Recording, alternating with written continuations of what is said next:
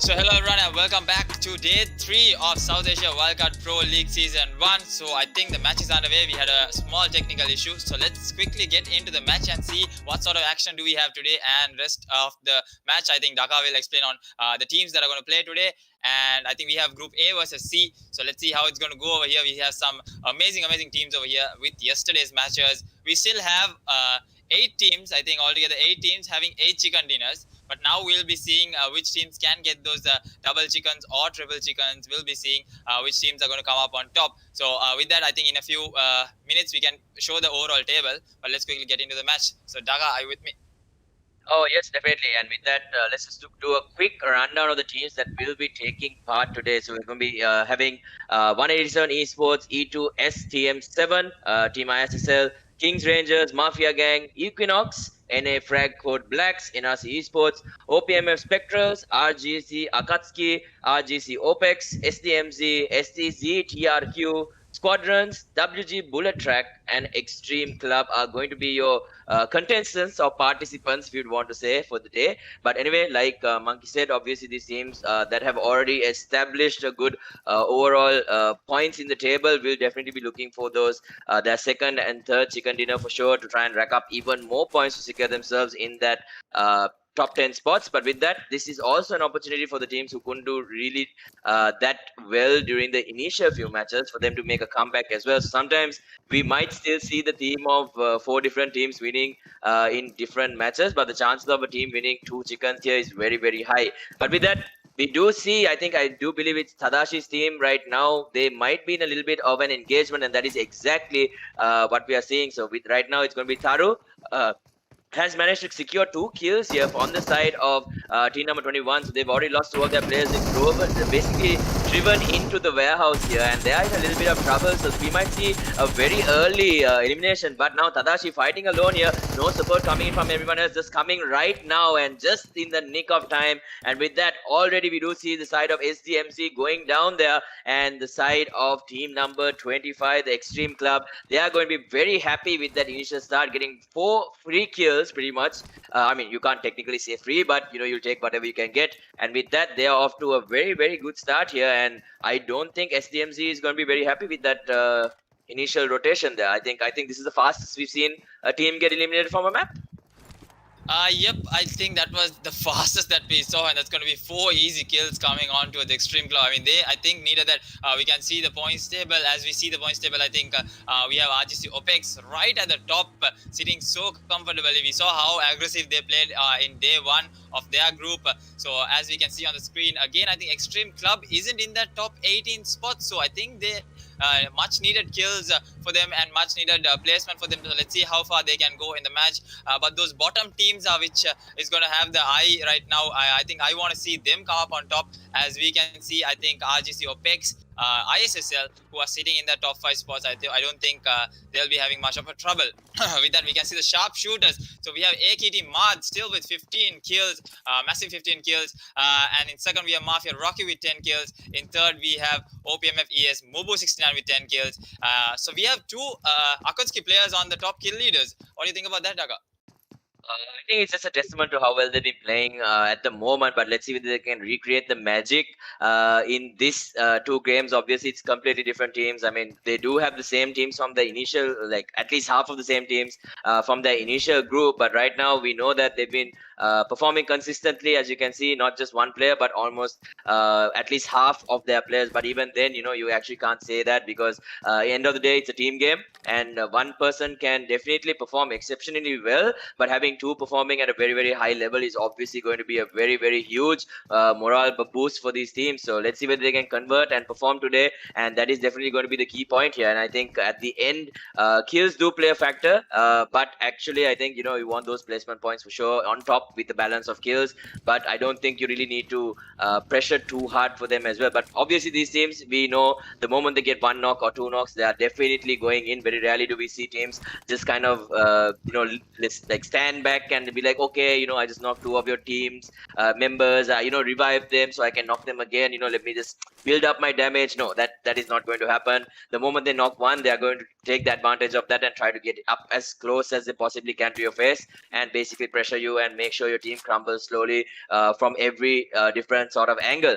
So with that, we have come into the BT team right now, so the Bullet Track team.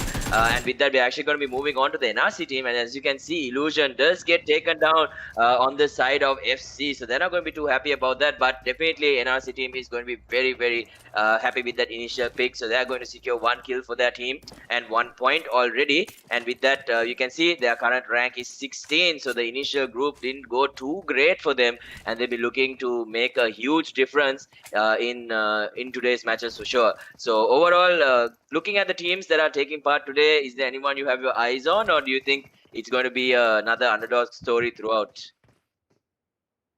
I think we saw yesterday really good domination coming from really good pro teams, I would say. I think that was the team that we had an eye on, RGC OPEX. So today they will be playing as well as ISSL, as well as NRC.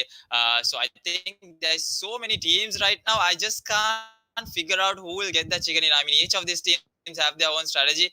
With that, we have a standoff over here in Yasnaya Polyana with the Code Blacks versus Bullet Track. I think that's the team. So two underdog teams definitely, and with that we have 187. Nice rotations coming in from them on towards Shelter. So they're going to have more than enough loot with all of Shelter being looted on. So I think they have the warehouse also, they have the compounds, and they have the tunnels. So that's going to be more than enough loot for them. I think they're short on first aids maybe, because Viper having only 1 first aid right now. I think that's what he's going to work with. So I think in terms of loot, Daka, what do you think? I mean, if you don't get, initially we have that knock coming in from CB. Shimmy getting the knock onto Swaggy Whitey, and Shimmy falling short. So Shimmy so low towards HP, he's going to get finished off from Scout. Nicely done by Scout to give that cover fire, but I think Shimmy was all by himself, and Prince, Atom and Roma was not there for the support, and he gets taken down right on top of that apartment. So what do you think, Daka? No, I think definitely loot is going to play quite an important part. But at this skill level, obviously, you're looking for a team to make at least one simple small mistake, and that will be enough to give them that entire team vibe. Because most of the time, more than the loot, I mean, healables are obviously going to be very important. The smokes are going to be very, very, very crucial coming into those late games. But right now in the early game, of course, if you have a gun, I think you'll be pretty happy with that situation. Obviously, having a vest and a helmet is also going to be a bonus on top of that. But end of the day, at least you can defend yourself if you have a gun. But if you have like a level 3 backpack and a level 3 helmet without a gun, that is never the situation you want to be in. And with that, Hazan might have a chance here to get on to Zan here. He actually lets Zan pass by. Is he going to go for TRQ's Haley here? Haley is in the buggy here. He does get taken out almost immediately. So he's not going to be too happy about that, especially after one of the players actually went past them. And we do see Susti going down as well. Not exactly sure how that happened. I think Zan might have been able to get a trade there from the behind, not being able to convert that opportunity on the side of NRC. But with that, Hazan will be holding quite a very strong position, just kind of gatekeeping the side of team number 22, which is the SDZ TRQ team. So now just looking in the low ground, trying to find the player who basically just kind of did a dive bomb there to get into cover. But with that, we do see Insanity just spraying away here, and NRC might be in a little bit of trouble. Looking at how things are, it looks like they have 2 players who are down, but I believe it might just be 1. No, actually, Hazan has gone down as well. So it should be a 2-on-3 situation here in favor of team number 22, and definitely not the situation that NRC was hoping to be in. And Insanity might actually go down to the zone here, just needs 1 more tick, but the boost is going to keep him alive, and this is exactly why you want to keep those painkillers and energies with you for sure. And that is basically how to save your life 101. So definitely getting off that clutch bandage, and he should be able to repair his health almost back to a decent standard, obviously using a med kit. But with that, TRQ managing to get out of what seemed to be almost a disastrous position, and NRC dropping the ball on that, to be honest. So with that, we do see Kali spraying here, and Amri also does go down. NRC stuck out in the open here, and there is not really too much that they can do. And I think we might see Pablo not being able to escape as well. He's going to get surrounded by the rest of the players coming in from team number 22. He's going to be running into Zan here. Pablo might actually be able to get out. He does get tagged a little bit, so he's going to be looking to play for placements. I think Zan was just kind of making his ascent to the top, but with that, at least one player from the side of NRC does manage to get out there. But overall, at this level, just really sloppy play, to be honest. Yep, with that, we'll be checking on how I think that was a failed bridge camp by NRC, if I'm not wrong.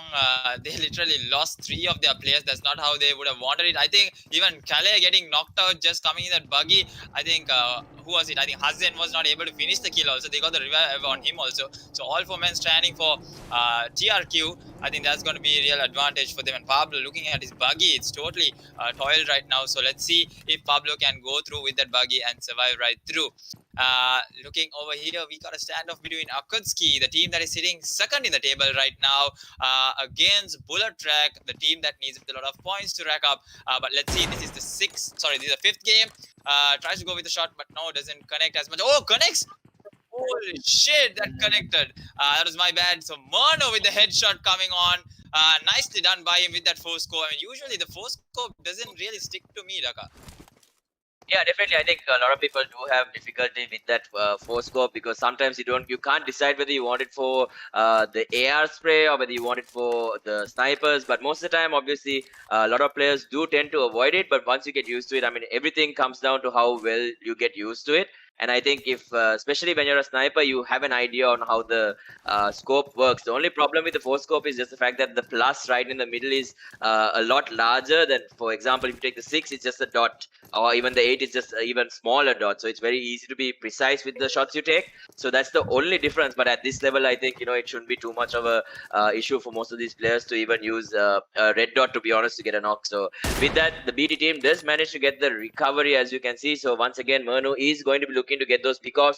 They have lost in intensity though, so that is going to be a very clear player on their side actually going down. So let's see if they can make a dent in this game with the trio that they have available. I think it's very possible. Obviously, to come down to how they position and how they rotate. So it's going to be super important. They need to make sure that the vehicles are in cover, because we know that there's at least another 3 teams around just holding down different compounds as well. So I believe it was 187 who was holding the initial shelter area and then move down to those houses. And with that, we might see the OP team here, the OPEX team, currently holding the number 1 spot, looking at team number 13.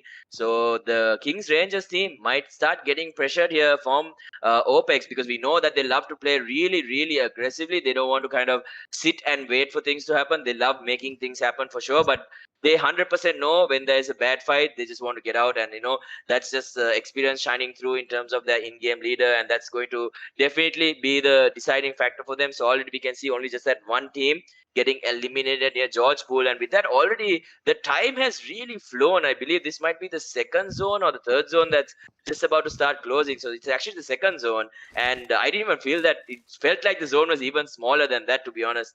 But anyway, with that, we do have the general location of where the zone is going to be forming. So teams will be looking to rotate in a very short time here, and with that, we do have a team in prison as well. So looks like they are face to face with MaFiA, but looking at the minimap, I think it's just one player maybe. So right now we're taking a look at EQUINOX Nabi here. So he's just looking for an opportunity, if there is a possibility for them to convert and any sort of opportunity here into kills or points. But with that, we're taking a look at the rest of the team. They just seemed like they want to just start rotating. They want to completely ignore the MaFiA team. Hopefully they don't run into the rest of the team here. I only saw one of the players in the general area, but with that, the team is going to start rolling out. And I've always wanted to say that, I mean, but with the Autobots part, but we'll never get to say that, because unless we see transforming vehicles in PUBG Mobile. But anyway, with that, Mount just maybe trying to scratch his nose or something there, crashing into a tree. Luckily, nothing too major turned out from that, because usually losing momentum like that can be very it can be very bad when you get into that late game, because it's so much easier for them to convert into points and kills when you stop that momentum. And with that, we do see once again the OPEX team this time getting pressured by the TRQ team. and somehow it looks like the tables have turned for the side of OPEX. They were looking at, I believe previously they were looking at the KINGxRANGERS team, and now the TRQ team is trying to pressure them as much as possible, just taking away that mobility that they have with the vehicles, making sure they're stuck in a very, very uncomfortable spot. But with that, they do manage to spot out Mimra, so it's going to be up to him to make the play for his team. And right now he has a very, very difficult angle to play on, and now we do see Lucifer bringing down Ashfaq here from MaFiA. So the MaFiA team already losing 2 of their players, it seems like, and that make it 3. And with that, Mamata is going to be the last one standing. So 1 versus 1, but Mamata, you know, the Sri Lankan elephant is not going to lose that very, very easily. So he should be able to revive both the players here, and especially with this recent Erangel update, you know, the opening to the entrance here in shelter just getting bugged, and you know, it's just weird, to be honest. I mean, they need to make it so you can look through, because it literally looks like there's a giant block just blocking it. And obviously, you know, there's a glitch spot right above this, using that rock on the right side where you can prone and hide yourself. So that's something also to note. And you know, usually it's very difficult to spot players in there, and they can usually shoot you, and it's very difficult for you to find them and shoot them as well. And with that, we'll be coming back to the Akatsuki team. They've been taking a look at this team number 20 on their side for a very long time, but now Mad, the kill leader in the overall tournament at the moment, looking to convert more points for his team. As you can see, they haven't got any kills, so they don't have any points as of yet, but there is still 14 teams obviously, and you know, we won't be seeing a lot of teams going down all at once until another few zones at least close. I think I'm expecting maybe another 2 teams to get eliminated at this point, unless they play very, very safe. But as you can see, it's going to be the Akatsuki team just trying to pressure ISSL as much as possible. So good recovery actually coming in from ISSL there, and Mamata just coming in clutch with those 1v1 situations, because you know, if you can win those, if you're confident about winning your 1v1s, and you know, if you have that confidence, that it's going to make fights a lot more easier. But with that, we'll be moving on to the OPEX team once again. Looks like they have been able to pick up Hunter. So Unknown, I think, is the player who's going to be able to pick up Hunter here, and they're going to start rotating here, and they'll be looking for a good position in zone. And usually looking at things, team number 13 actually going in for a very rough fight here. It's going to be KINGxRANGERS here going up against team number 12, which is the ISL team. So 2 of them actually get taken out, and now it's up to Lucifer to clutch out for the rest of his team. They did see one of these players just kind of drive by, and he gets taken out almost immediately. So there is one player in the general area. Lucifer needs to be very careful of how he gets down here, so he should know that there is one of the players left from team number 14, but I don't think he has any idea that he got third-partied by 187, as you can see, and I think he got taken down. He was the last player on the side of KINGxRANGERS, and KINGxRANGERS not going to be too happy about getting eliminated there. And now we see Arkham just showing his capabilities. An M7 with a 4 scope is not something you see every day, and that is some incredible recoil control coming out from him. And with that, they do manage to secure 3 kills here, 2 from the side of KINGxRANGERS and 1 from the side of ISL. And right now they're looking to get the full kill onto the side of ISL, because that way they can drop them further down in the overall standings. But what a lovely showcase of the McLaren. I'm sorry I got distracted, but it looks amazing there with the doors open. But Atom, once again, we'll be taking a look at the Code Blacks team. We did see them lose Shimi very, very, very early on at Yasna. So with that, Atom is going to be smoking and looking to grab his vehicle and rotate out of this location. Bit of a difficult location to be in, but with that, we do see I think it was one player from Code Blacks just being able to get a knock on one of the players from BT here. And once again, it's going to be XC, the team that we saw initially at Georgepool, Xtreme Club. They had 4 kills, and they still have those 4 kills that they got. But right now, they are in quite a difficult position here, just playing the low ground. But there's a very high possibility that they get shot around from different teams. And with that, OPEX converting another point here, just bringing down one of the players from TRQ. So getting a little bit of revenge here, because we knew that Hunter got pressured quite a bit by TRQ. But with that, they do get a kill, they secure it as well. And with that, I think Unknown might have an idea where the rest of the players from TRQ are. So you can see him already rotate in and just trying to scout the area. I think he sees one of the players from TRQ, but he actually jumps out in the open, and now he has a chance to actually spray him down, and he does get the knock though. And no support coming in from the other player from TRQ, and Godzilla just breathing a little bit of, you know, baby fire right there. And he might actually try to run over the last player in the side of TRQ right now in a very, very difficult spot here. But OPEX, you know what's going to happen. I mean, these guys are relentless. They are thirsty. They basically have so much bloodlust the moment they get going, and then from there they just want to keep getting kill after kill after kill. So it's only going to be Insanity left on the side of TRQ. The nade looks good. It might be able to do some damage to him. It does. So they might have an idea he's there, and there we go. Unknown is going to be able to clean out the side of TRQ, and that's going to be 3 kills going his way. So great performance and great start already coming in from OPEX, showing themselves up, and once again obviously showing that aggression that we always see. So once again coming down to the Xtreme club here, we do see some of them getting third party, but no, it's actually not third party. They were making sure to destroy that jeep that they had, just to make sure that they have some cover in case that someone does decide to approach them. But right now they're taking a look at 187. 187 also seems to be playing with quite a bit of pressure in their heads. As far as I know, they've been holding this compound for a very long time. But let's see whether they can actually convert it into points. That's something we haven't seen too much from them at the moment. But I think one good game will give them enough and more experience. I mean, enough and more momentum to start picking up the pace. And we can see Lucifer once again getting pressured from every single side, as you can see. So I believe team numbers 15 and team number 10 are the two teams that are pressuring Lucifer. He's just stuck in between a rock and a hard place. And I am not kidding. He's literally stuck between a rock and a hard place. So we have 187 hit right here, looking for angle with the nade. But if he makes one mistake here, he could actually go down to his own nade. So he's going to decide against it. And with that, we see OPEX just going on the high ground here. They might be able to take someone down on the last player down on the side of Aster. But as you can see, they're being gate kept by the side of Equinox here. And Equinox is not ready to give them that free rotation. And we do see Toxin trying to get into cover. But this McLaren just...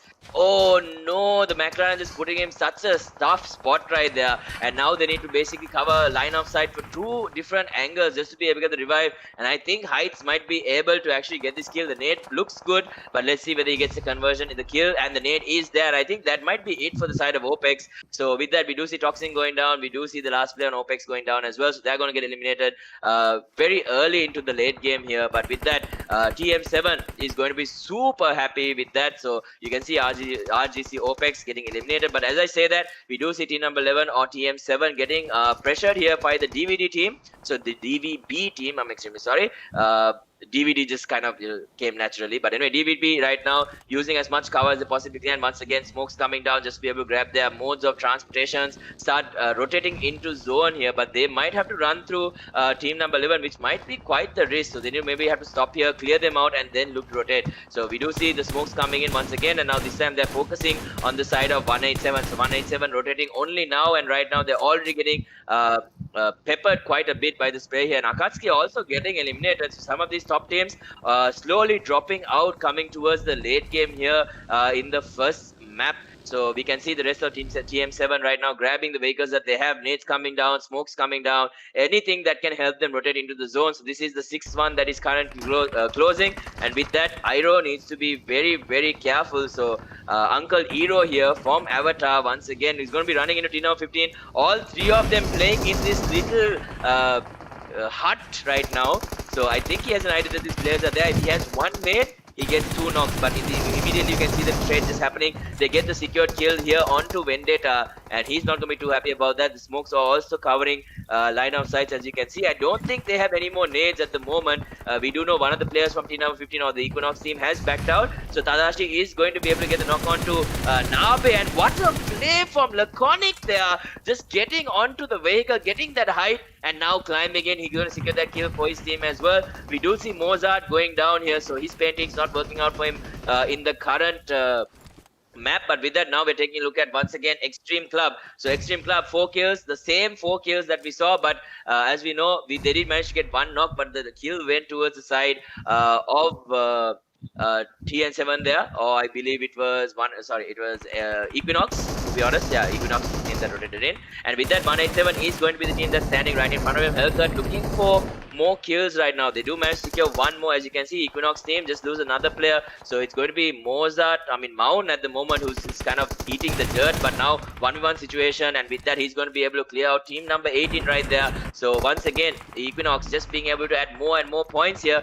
And team number 16, Code Blacks, they have 4 kills, but right now making a very dangerous rotation. Looks like they have decided to go for that heal battle, get those placement points. And once again, free fire coming in from Hellcut. He's trying to pick up either Crooks here, I believe. So I think it's actually Tadashi is trying to pick up, and Crooks is down on the left side to the side of 187. But 187 right now really dominating the zone as of right here, or the right current situation. With that, once these smokes run out, they actually might find Hellcut. Hellcut is spotted out here by Thule. Thule should be able to easily get that kill. He does, but he takes so much damage. He's literally 1 HP, so he's going to look to start fixing up his health, but they are in a very, very strong position even with 3 players here. They need to try and clear up the rest of team number 25, the Xtreme Club, and if they can do that, I'm pretty sure they can convert some really, really good points. So if they get those 3 kills, they're going to end up with 10 kills and 15 points for first place, but same thing can happen. I mean, we might see something really good coming out from the Xtreme Club. So as you can see, Thule has gone down, so now it's a 2-on-4 situation, it looks like. Hellcut is getting picked up,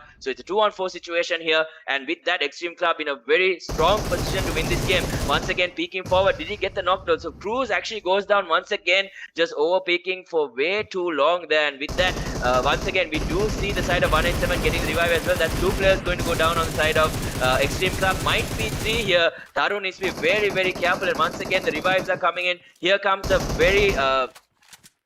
very strong nade coming in from Arkham here, just forcing them to move, not even deciding to kind of cook the nade there. And with that, they should have an idea where these players are. But we are taking a look at Atom, who has 2 more medkits remaining. So once he uses this, he'll have 1 more. And can they clear out 1 more team just to make sure that they get 2nd place? I don't think so. He's probably going to die to zone before any of that happens, because 187 are in no hurry whatsoever, because, you know, they have a much better position for this final zone. And I think it'll be team number 25 who need to make their way uphill here. But with that, Viper making sure that if anyone does crawl their way to his area, he's going to be able to kind of spot them out. So Taru is right in front of him at the moment, but I don't think he's aware that Taru has basically crawled himself all the way to the front here. We do see Code Blacks going down with just the 4 eliminations. 3rd place will be what they get at. And with that, Taru now with a very good chance to pick up Viper. Viper actually just gets taken out, and now Arkham gets the exchange. So Taru does go down, and once again, we'll probably see Arkham getting the kill onto Hellcut as well, who's on the right. I mean, they spotted the players who have tried to rotate from the right so many times, but right now, Hellcut just being very, very silent, but he actually wins the game. Like, what? Okay. Okay, that was definitely not the ending I was expecting, but I mean, that's the beauty of this game. So looks like Xtreme Club going to be taking game number 1. So we'll be following that theme of different teams winning chicken dinner. So we're yet to see a team win 2 chicken dinners. So Xtreme Club with on the back of Hellcut there. I don't know how he did it. Some ninja moves coming out from him, and just securing that initial chicken dinner for him. And I did not see it coming. I honestly thought 187 had it. But anyway, what are your thoughts, Miracle, on the end game? I mean, this laconic play. I mean, this is the guy. What a move coming in from him. Not expected. That was a nice use of the vehicle, and he just jumps in and gets the loot also.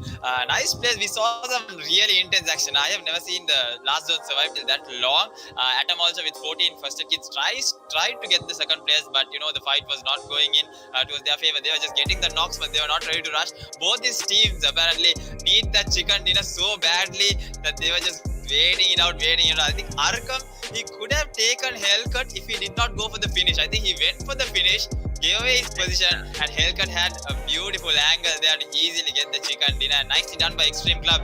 As I told, you know, they had good momentum. I think with that first 4 kills coming in from SDMZ, they really knew that this is their game and they can get that chicken dinner. So now we have another winner with another chicken dinner. Surely they'll be boosting up in the points table. With that 187 also not falling short. Arkham, really well played by that young lad. 6 kills on the board for him. So he'll be topping up in the tables. Slowly he'll be climbing in.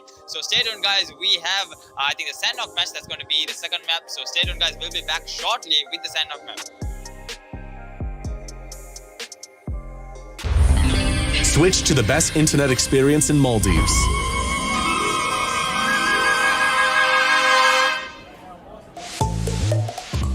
Because it's not fun when your internet's slow. Have less buffering, more fun.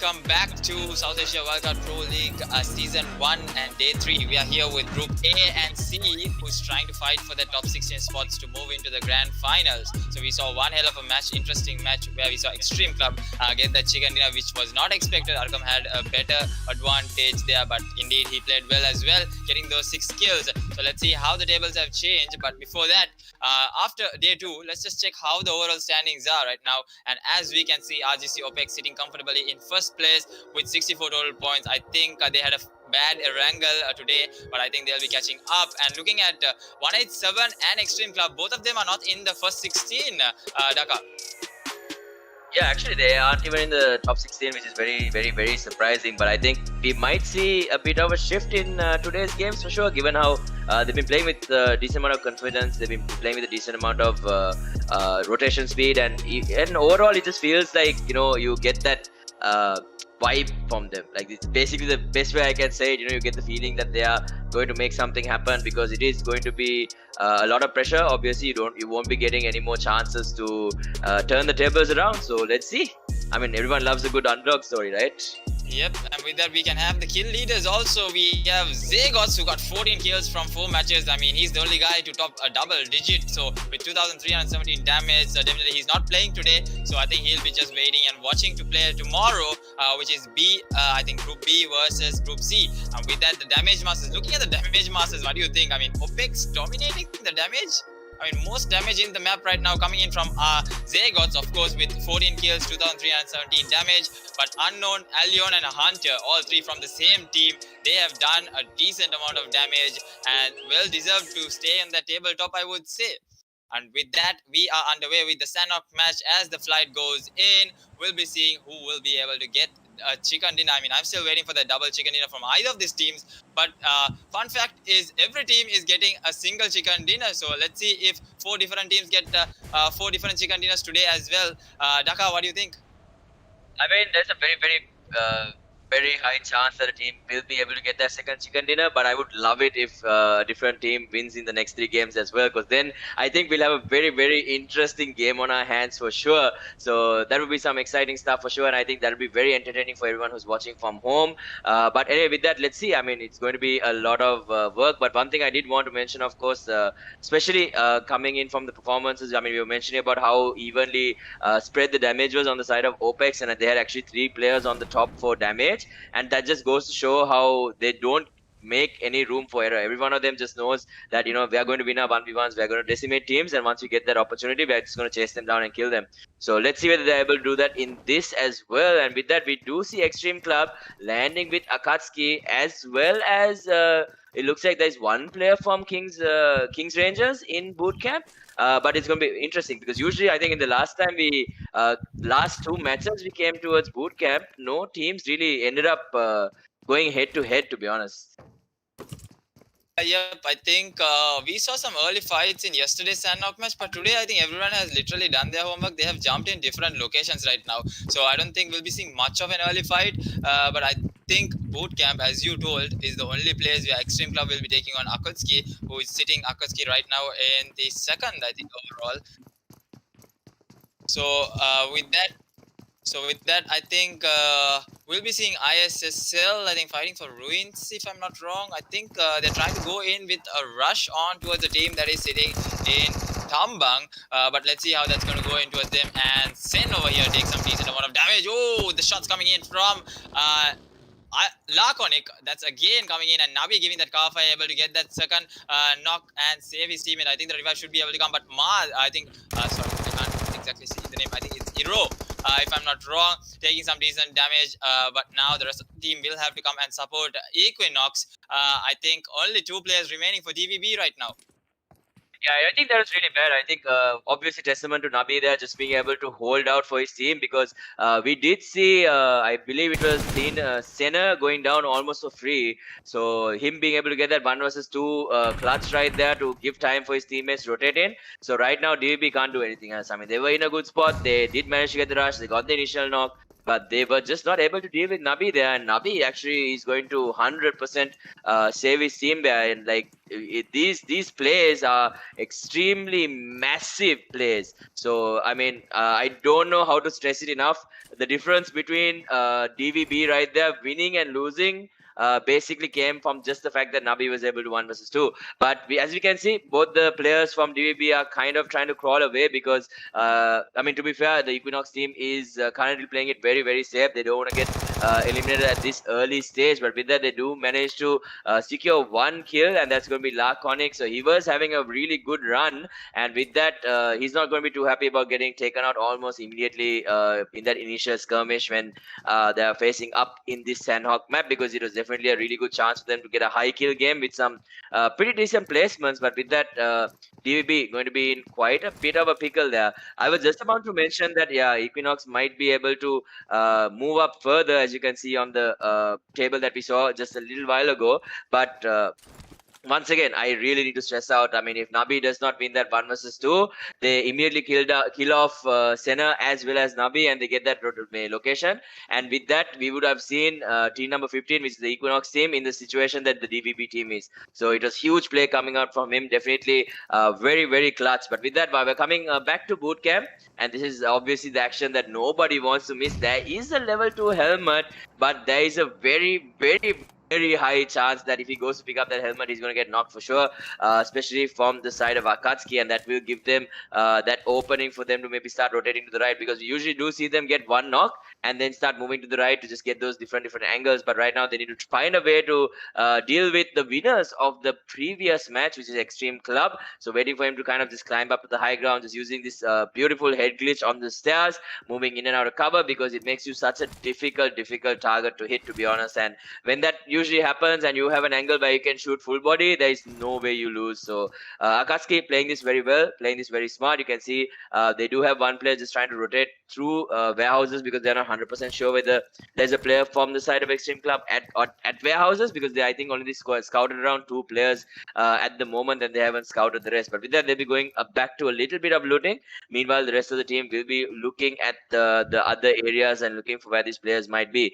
So Taru once again stuck between the decision whether to go and try to grab that level 2 helmet or chill here on height. But I think he just might have to give up on that helmet for the moment, unless there's a sure opportunity for him to grab it. But we can see Mad also moving on to the low ground here, not staying inside the main building. He's going to be playing just outside on the boxes, as you can see. And with that, we do see Hellcat holding down the triple story building on the left. So they have pretty good positioning right here, and I don't think we will see Akatsuki actually just rushing in without having enough information. So with that, we'll be moving into TM7. So I believe your friend Eddie once again still owes you a big performance, as far as I can tell, Monkey. So let's see whether this Sanhok map is going to be the one where he starts converting. What do you think is going wrong for their side at the moment?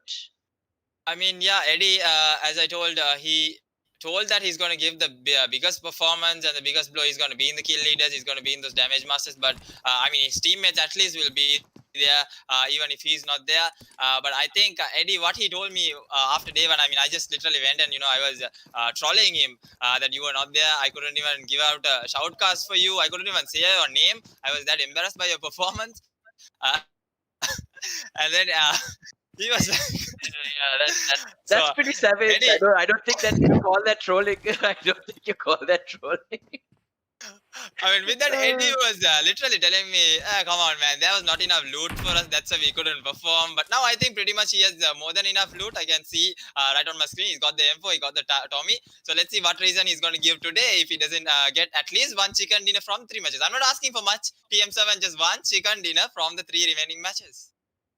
Yeah, definitely. So the pressure is on Eddie at the moment. So Eddie, once you do manage to view this, I think you can sort it out with Monkey when you get your opportunity to do so. But definitely a lot of weight on his shoulders being put on by Monkey and all obviously supporters as well. I think a lot of these supporters as well want to see TM7 doing well. So unfortunately, they weren't able to pick up pace in that initial group stage matches. But this one, they'll definitely be looking to convert into very high kill games, very high points, obviously placing in those top 3 positions is what they're they're looking for. But with that, now we're taking a look at the Code Blacks team. Looks like they've grabbed 2 buggies. They're making their rotations right here. So one thing that Code Blacks does do quite a bit in Sanhok is they really like to spend a lot of time in vehicles for sure. I mean, they just want to go from one compound to the next and just loot up whatever they can and just keep accumulating over time whatever they can get. And obviously, it's a bonus if everyone can get super geared up and get ready for that late game. But obviously, it being Sanhok, it could be very, very problematic. And with that, I believe we got a little bit of information saying that Eddie only has 25 damage. Sorry, Shimi only has 25 damage right now. So, sorry. So, Eddie, I'm extremely sorry about that. But anyway, with that, the Code Blacks team will be looking to rotate in. So, they are going to be moving in their merry and quiet way. And with that, we'll be coming into Equinox. Nabi once again just making sure that his team is in a really great position to convert some points, because in the last game they were able to get some decent points there. And definitely, if you remember, the team that helped take out the Equinox team at that moment was the side of DVB. We saw Lakanek basically climbing in using the vehicle and then taking the last player on the side of DVB down. So I think that was basically a revenge double kill right there. So with that, we do see ISL now trying to face up against the side of Equinox, and he's going to get that initial knock there. He might actually get a second. He does, and Jimmy converting right here, getting 2 knocks onto the side of Equinox. And with that, I am 100% sure that ISL are moving in. As you can see, there is no holes barred. Everybody's just running in a straight line towards where the rest of the players might be, because they don't exactly know where the rest are. I think there's one flanking right behind them, and with that, they see Takuru, and Takuru is like, please, just end my suffering. And that is exactly what ISL is going to do. They're going to end his suffering, and with that, we can see Nabi he's like, yeah, I'm going to swim to the other side. I hope you guys enjoyed that little engagement. Yeah, I don't want anything else to do with your team. And with that, we'll be rotating on a merry way. But what an amazing sense of awareness coming out from Jimmy there. Just know that this player is running back into cover. I don't need to heal. I can shoot him. I mean, that's not something you see most players do. And with that, we'll be moving to the Akatsuki versus Xtreme Club fight once again in boot camp. And now both these teams have rotated almost completely towards the opposite side. I mean, we do have Akatsuki holding that main building, obviously. And with that, we'll be going into the BT team here, pressuring team number 16. So we've already seen 2 of their players go down. And that should be Atom going down as well. So Atom is going to get taken out here by the side of BT. Bullet Tracker same, obviously getting, I think Scout was the one who got 1 kill, and with that we do see Nemo with the last one. So at least for the moment we know that they've been able to find Nemo, so hopefully it doesn't get lost again. But with that, now we'll be taking a look at Cruz. So the boot camp stare down, or the boot camp showdown still goes on. So a little bit of pre-fire coming in from the side of Hellcat, on the side of Xtreme Club Hellcat. But with that, Manu, obviously he's going to return the favor once again, just basically peeking firing, and extremely quickly going back into cover. So with that, let's see whether the power of the golden McLaren is going to be good enough. Or with that, anyway, AKT Manu once again just peeking back out. So he needs to be very careful. He only has a level 2 helmet. I mean, but still, even then, if they're basically pre-firing with a 7-point gun, you can go down really fast. So with that, they might have a flank opportunity. But looking at it once again, intensity has gone down while we were maybe taking a look away. So I think intensity might be the entry fragger who kind of takes those big risks for the team. And if it pays off, it pays off. But if it doesn't, they end up just getting themselves in situations like this. So far, I think the side of Xtreme Club might be in a very good position right now. I mean, they've basically looted almost everything that they needed to, and they managed to restrict Akatsuki just to the warehouse in the back and the main building while they looted everything else. So I think they might be better off in terms of loot as well. And I do see team number 10 also rotating from the right side. So that is going to be interesting to see if they do decide to enter boot camp. So we can see them just far off the distance, just on the outside warehouses. And with that, team number 20 also moving on to the high ground once again. So let's see whether they'll be able to get third party, whether the Xtreme Club team will get third party by team number 20 when they get onto the hill there and get basically line of sight of where team number 25 is, or the Xtreme Club team. So with that, once again, the Akatsuki team looking to rotate. I don't think they want to try and take or force an engagement here, but team number 10 is in the area, as you can see. So they are to their left. I don't think they have an idea that they are this close by. I think they're on the outskirts, just near the hills, if I'm not mistaken, looking at where team number 10 is. No, they're actually in the water, so they're rotating. And this is actually so something that most people don't know about is that there's actually quite a very convenient platform there where you can just basically jump instead of having to swim. So that way, even if you have to fight someone, you have an opportunity to shoot back at them.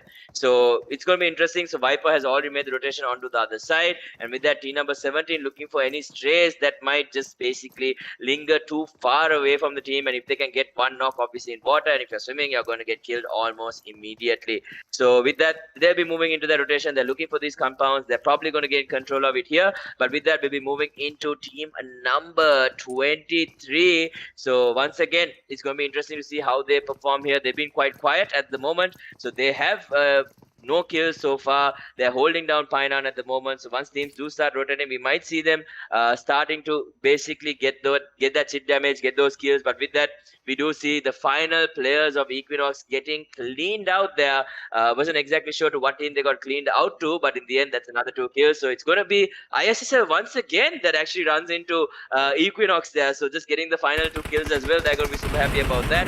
But anyway, with that, we'll be moving into team number 20, which is going to be RGC OPEX. Yes, what is happening? You know, the fun part, I was just looking through my screen, ISSL Jimmy.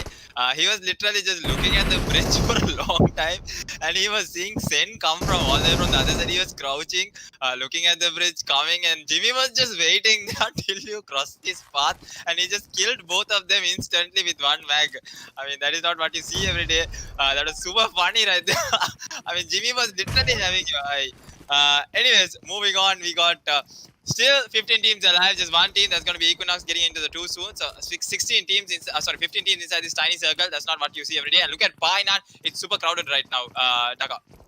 Yeah, Painan is going to be a war zone very, very soon, but there's so many compounds. It's going to be teams. It's going to be very difficult. Like, even if you get a knock here, how are you going to rotate to get the kills when there's so many people here? So we do see the initial knock here onto the side of team number 23, and there's another player out on the balcony. The nade did come in, but they do manage to get those 2 kills onto the side of Squadron's team. So they're in a lot of trouble here. And with that, OPEX right now losing 2 of their players, as you can see. So they are managing to hold, switching to first person as well, just trying to pre-fire here, securing the kills that they got. They should be seeing one more player. He's going to pre-fire and basically try to prone and outplay them, and they do manage to get that last kill as well. So they do get 4 kills, but they lose Unknown in the meantime. So Squadron's at least managing to get 1 kill right there, so maybe can make a difference in the long run. We'll never be sure, but you never want to be that second team to get knocked out. And with that, I think Adil has something to say. What's up, Adil?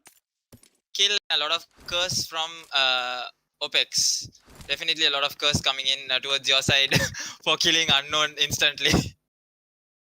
Oh, really? Is that the thing? Okay, so Unknown getting killed instantly, but I think teams need to kind of expect that at this level. I mean, knowing that you're going to get pressured. I mean, 2 players who already knocked on the side of Squadron, so I think him securing the kill there was probably the most efficient thing he could do, to be honest. I mean, it's not going to be easy 1 versus 3 these teams, especially at this caliber. I mean, not that it's not impossible. It is definitely possible, but you want to rather go for that safer play. Make sure you get a kill at least, and we know that the OPEX team is currently in the number 1 spot. So any sort of damage they can do to the OPEX team can basically assist other teams as well. So anyway, with that, we'll be taking a look at KINGxRANGERS right now. So they have that.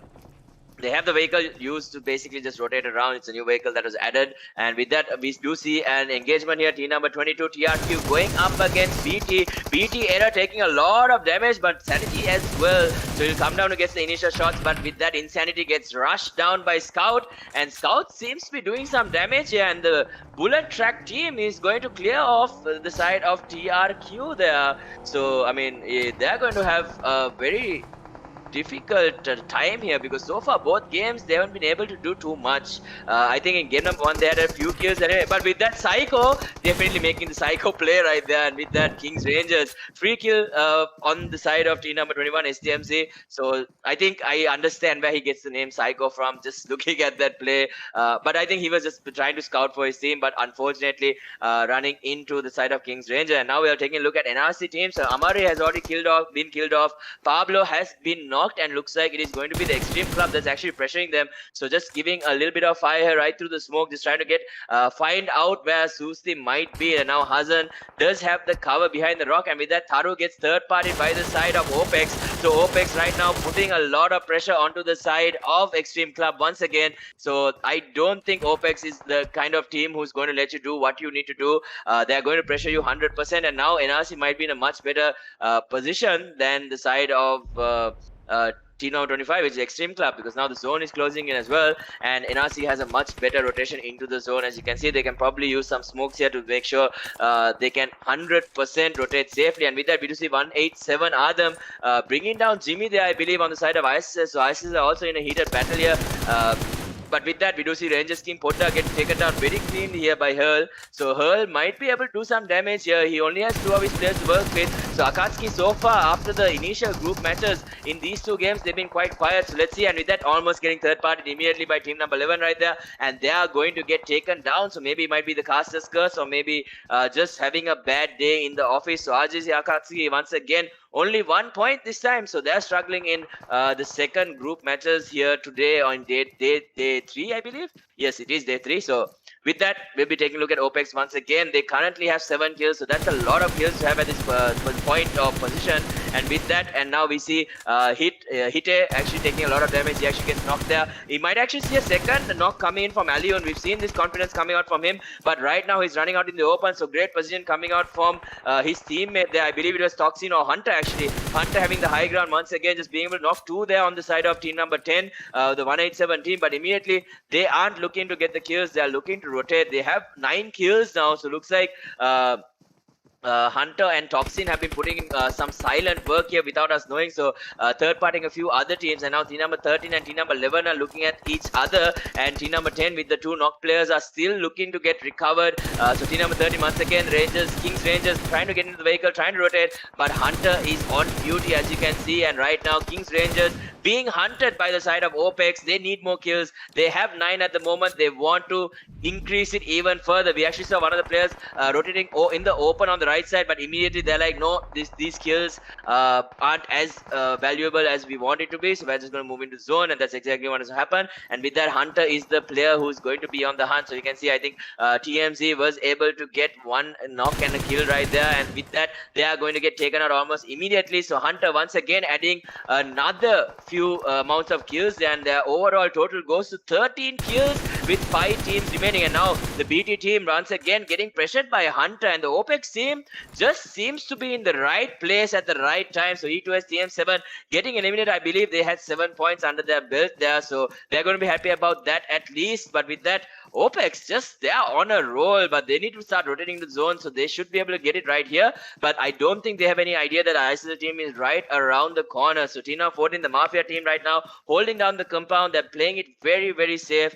They'll be looking in 3 different directions, as you can see. So I'm not 100% sure whether they were able to spot out the side of OPEX, but with that, ISL has managed to spot out OPEX, and you can see Alion on the ground right now. I don't think they'll be able to get the revive, but with that, the nades coming in. So if Toxin can get some kills here with nades, I mean, the importance of mollies can be seen here, just being able to force them out of position right there. Lucifer having to come out, having to pre-fire, and now he's luckily, because Toxin was throwing another Molotov, he was able to get back into cover there. So lost opportunity there for the side of OPEX once again. But they probably will end up losing Alion here. So it's the last 4 teams left alive. So I believe it's going to be ISL or OP Toxin, MaFiA, as well as Bullet Track, as we can see.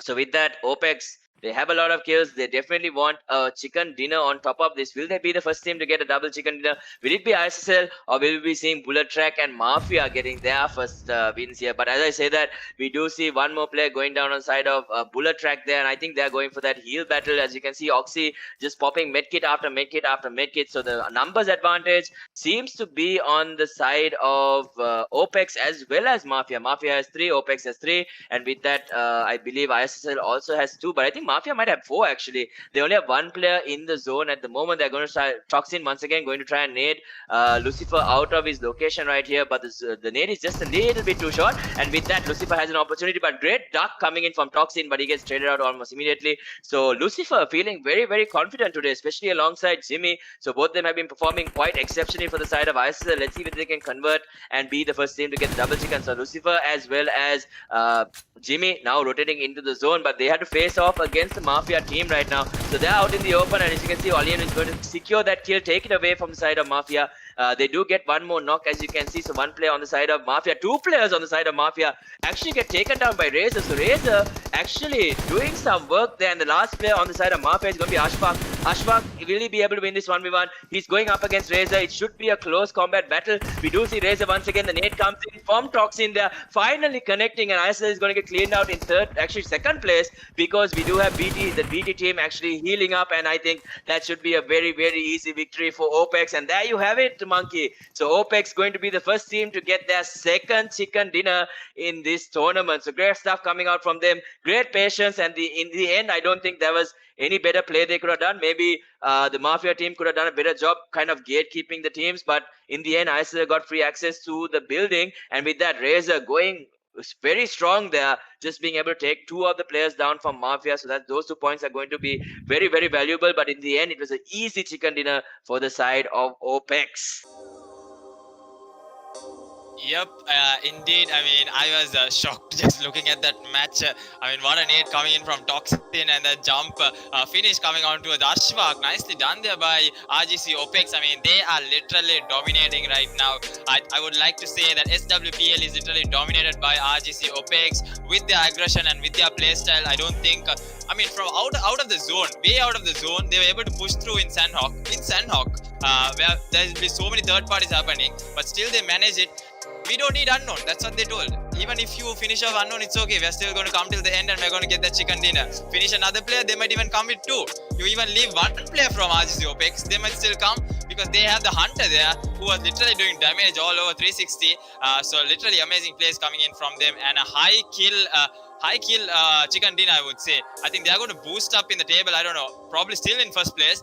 Probably hitting the 100 mark from how many? 10 games right now? We have 2 more games to go, so definitely 10 games. So definitely let's see how Miramar is going to go, and Bullet Track, definitely nice heal battle coming in from Bullet Track to secure the second place. This time the fight was very fast and they were able to get it. I mean, I think CB wasn't able to get because it was Erangel, but in Sanhok the fights go so quickly. Right call coming in from Bullet Track, and they were able to get it. And I think this was a moment over here.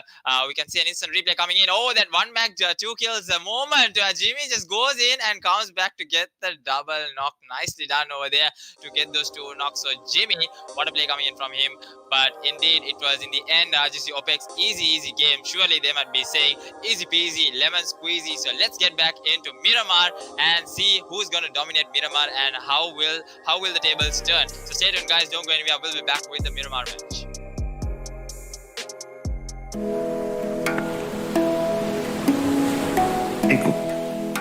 Ekakaiku anikaku badai kama eku aila yaiku hingamajau ebba wanda kama eku zuanu na eku ummid ilma eku hunara eku hivvar esina eku bidesi gadara ihtiramaiku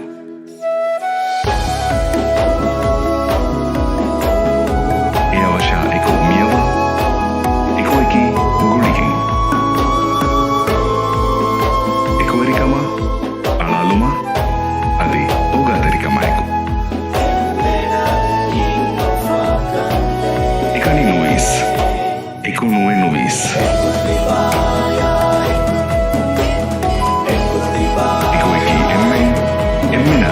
Uridu.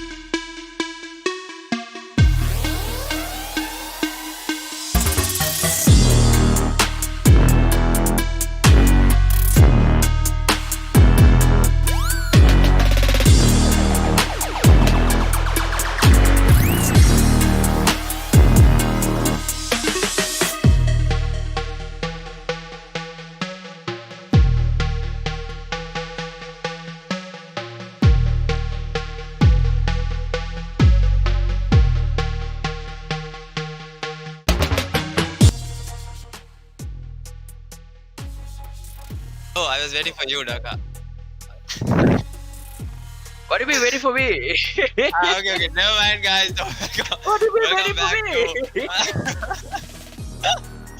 I was just looking at yours and I thought you would start. Okay, never mind. So, Not welcome the back to host, South you Asia. have to start. Welcome back to South Asia Wildcard Pro League. So we saw an interesting match of Sanhok where RGC Opex clearly dominated it without a sweat and without breaking a sweat. We saw the hunter literally on the hunt. But with that, let's see how Miramar is going to go. So surely the tables have changed and we'll be seeing the tables tomorrow definitely, because we won't be able to update it. But definitely on the stream you can see after a few minutes you can see the tables as of now, how the standings are. And with that, we have the flight path on the way. So I think a lot of teams have done their homework after day one. They'll be knowing where the teams are dropping. And I think ISSL and OPEC still being there, I think they both won't be making the same mistake. Maybe ISSL will be chasing in OPEC. I don't know what kind of situation we'll be having there. So let's see how ISSL is going to perform. So right now, the only double chicken team is going to be RGC OPEC. So Daka, over to you. All right, so thank you very much, Monkey. And with that, we'll be taking a look at the Miramar game. So right now, the biggest map in PUBG Mobile. So it's going to be quite a while before we run into some action. But I mean, last time we did see the OPEX team kind of hunt down ISSL. So wondering whether the reverse will happen this time. But looking at how the zone went, it's almost the exact same zone as last time. I'm not even kidding. If you remember the zone from the initial group stage matches where OPEX actually chased ISSL, you'll realize that this is the same exact zone because the right of the dead center of the zone was Los Leones.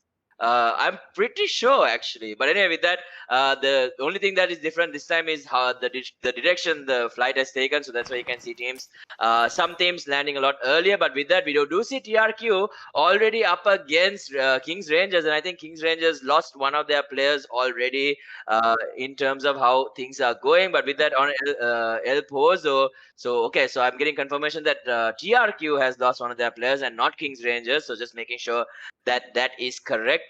And with that, we did see two teams at El Pozo as well, and that's usually a location that's very, very confusing to me because there's so many entry points that you can basically access, and you know it's very difficult to kind of track everything unless you have really good headsets and you know really good audio cues and you know exactly where they're at what point. I mean, certain things obviously like when they're running on the sand and stuff you can tell, but when you're inside a building usually everything almost sounds the same unless you're at a different level. But anyway, with that, we're looking at TRQ kind of looking at whether they have a chance here to take out at least get one player from the side of KINGxRANGERS, because if they do, at least that will even out the numbers. But with that, we are coming into El Pozo here where we do see Erangel once again trying to put in some pressure onto the side of the squadron's team. So firing at KTM blank at the moment, and with that an SLR with an 8 scope I believe already on intensity.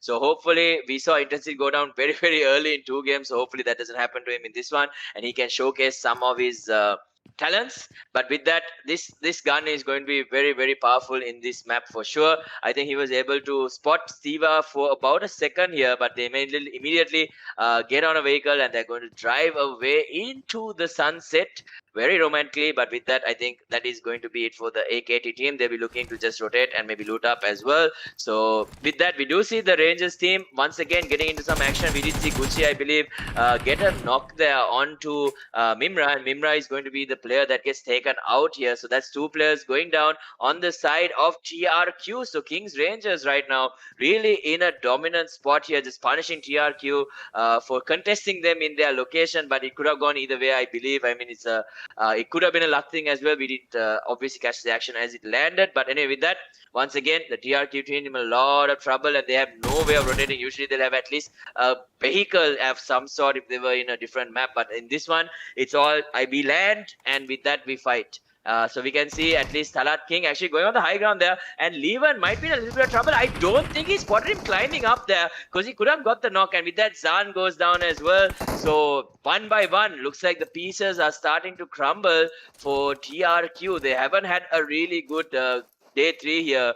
This entire 3 games they've been playing, they haven't been able to convert any sort of huge points or any placement points either. So I think this will do a lot of damage to their placements coming forward in the overall standings that we'll be able to see in the next stream, like Monkey mentioned. But anyway, for right now, the Rangers team, KINGxRANGERS team, finally finding some sort of momentum. Maybe this is exactly what they needed to give themselves a little bit of a boost, because they have been struggling as well. Smoke's coming out to kind of block out Leven's line of sight, as you can see, and there he's almost exactly going to be doing that, but he's actually holding the corner, as you can see. So if Talat does jump from here, we might see Leven kind of being able to bring him down, but as you can see, Leven leaving the area, and he's going to just play on the staircase. The rush coming in from the rest of the side of Rangers. They want this last and final kill. I think they can hear him up there for sure, but with that, we'll be taking a look at Spark King right here. So Spark King, is he going to start running up almost immediately with the rest of the team? They are already on height, as you can see. They're going to try to spot out Leven here, but Leven holding a decent angle, but not going to be able to do enough damage, not going to even get a knock in the end. And with that, we'll be seeing TRQ being the first team to get eliminated here in the Miramar map. So far, things not working out for them at all. So what are your thoughts on this, Miracle? I think Kings not having enough points right now. I think they had a really bad day one, and even the last two matches didn't go their way, as we saw. I think this match might be the difference that they were looking for. They already have 4 kills, so having 4 kills in the start, we have always known for it to be a boost. And with that, we can see Equinox going in with their rotations, nicely collecting those vehicles. And Miramar, without those 4 vehicles, they are just going to go up in smokes with 1 mag for sure. So let's see how Equinox is going to come back. I think Equinox, they performed really well in day 1, but with the group change, I think they haven't adapted still with the teams. I think right now, I think it's safe to say, Dhaka, I think it's A versus C. So I think C is the toughest group right now. Yeah, it seems like that. I think C, the group, the players or the teams in the group of C have been just dominating throughout. But with that, we are yet to see Mount Olympus also take on the mantle in day. We probably see them in obviously day number 4, but I think they are also I believe their captain mentioned yesterday that they found their stride, they found their confidence once again, and 100% he mentioned straight away, expect a top 3 finish from us, and so I'm looking forward to see how they'll perform tomorrow. So the D group might be just as strong as the C group, but anyway, with that, once again we can see the Code Blacks team trying to pressure 187, but 187 immediately going to rotate out, and now Atom is going to be looking at trying to cut them off. So unfortunately hitting a little bit of a snag right there. So with that 187, I think they've created enough and more distance to get away from the side of Code Blacks, and they're going to start meeting up. They're going to look for better positioning, because they know they can't mirror the movement coming out from 187, because they can get quite heavily punished. And like you mentioned, obviously 1 mag is all it takes, and obviously if you have 7-point gun, it makes it that much easier to bring down these vehicles. But anyway, with that, once again we'll be moving into the Akatsuki team.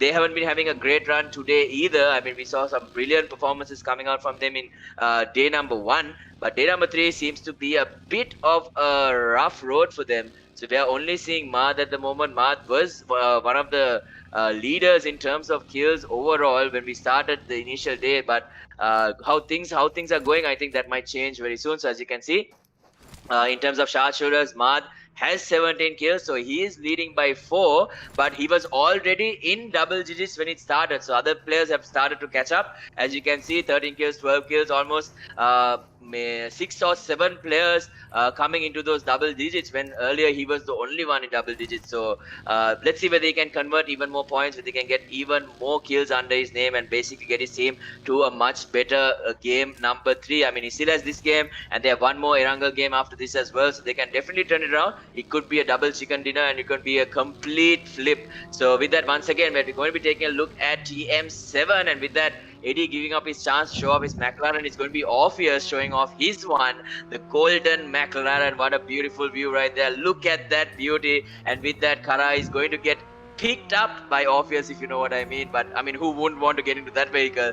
But with that, basically they're going to start making their rotations once again into the zone, or at least a better location in the zone. But we need, I think Monkey is already expecting a lot from this team. So let's see whether they can maybe deliver in this Miramar map. And with that, they'll be running into T number 21. It's going to be SDMZ Psycho once again. And He might want to get his driver's license renewed. I mean, that might cost a fortune to repair, to be honest. Even a scratch might cost a fortune to repair on this car. So he needs to be quite careful with that. But anyway, with that, things have been quite quiet since that initial engagement between KINGxRANGERS and I believe it was.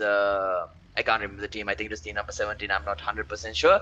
But anyway, with that, once again, we'll be looking into the Equinox team. And the Equinox team seems to have quite a few supporters, as I can see on the stream as well. So let's see whether they can pull a victory off for their supporters here. But with that, we'll be taking a look at STMC. As you can see, just looking at 187 here. They have managed to knock out a Deadshot at the moment, but he's getting picked up at the moment. You can see the smoke being down. And with that, he's going to be able to basically get picked up, heal up, and reset.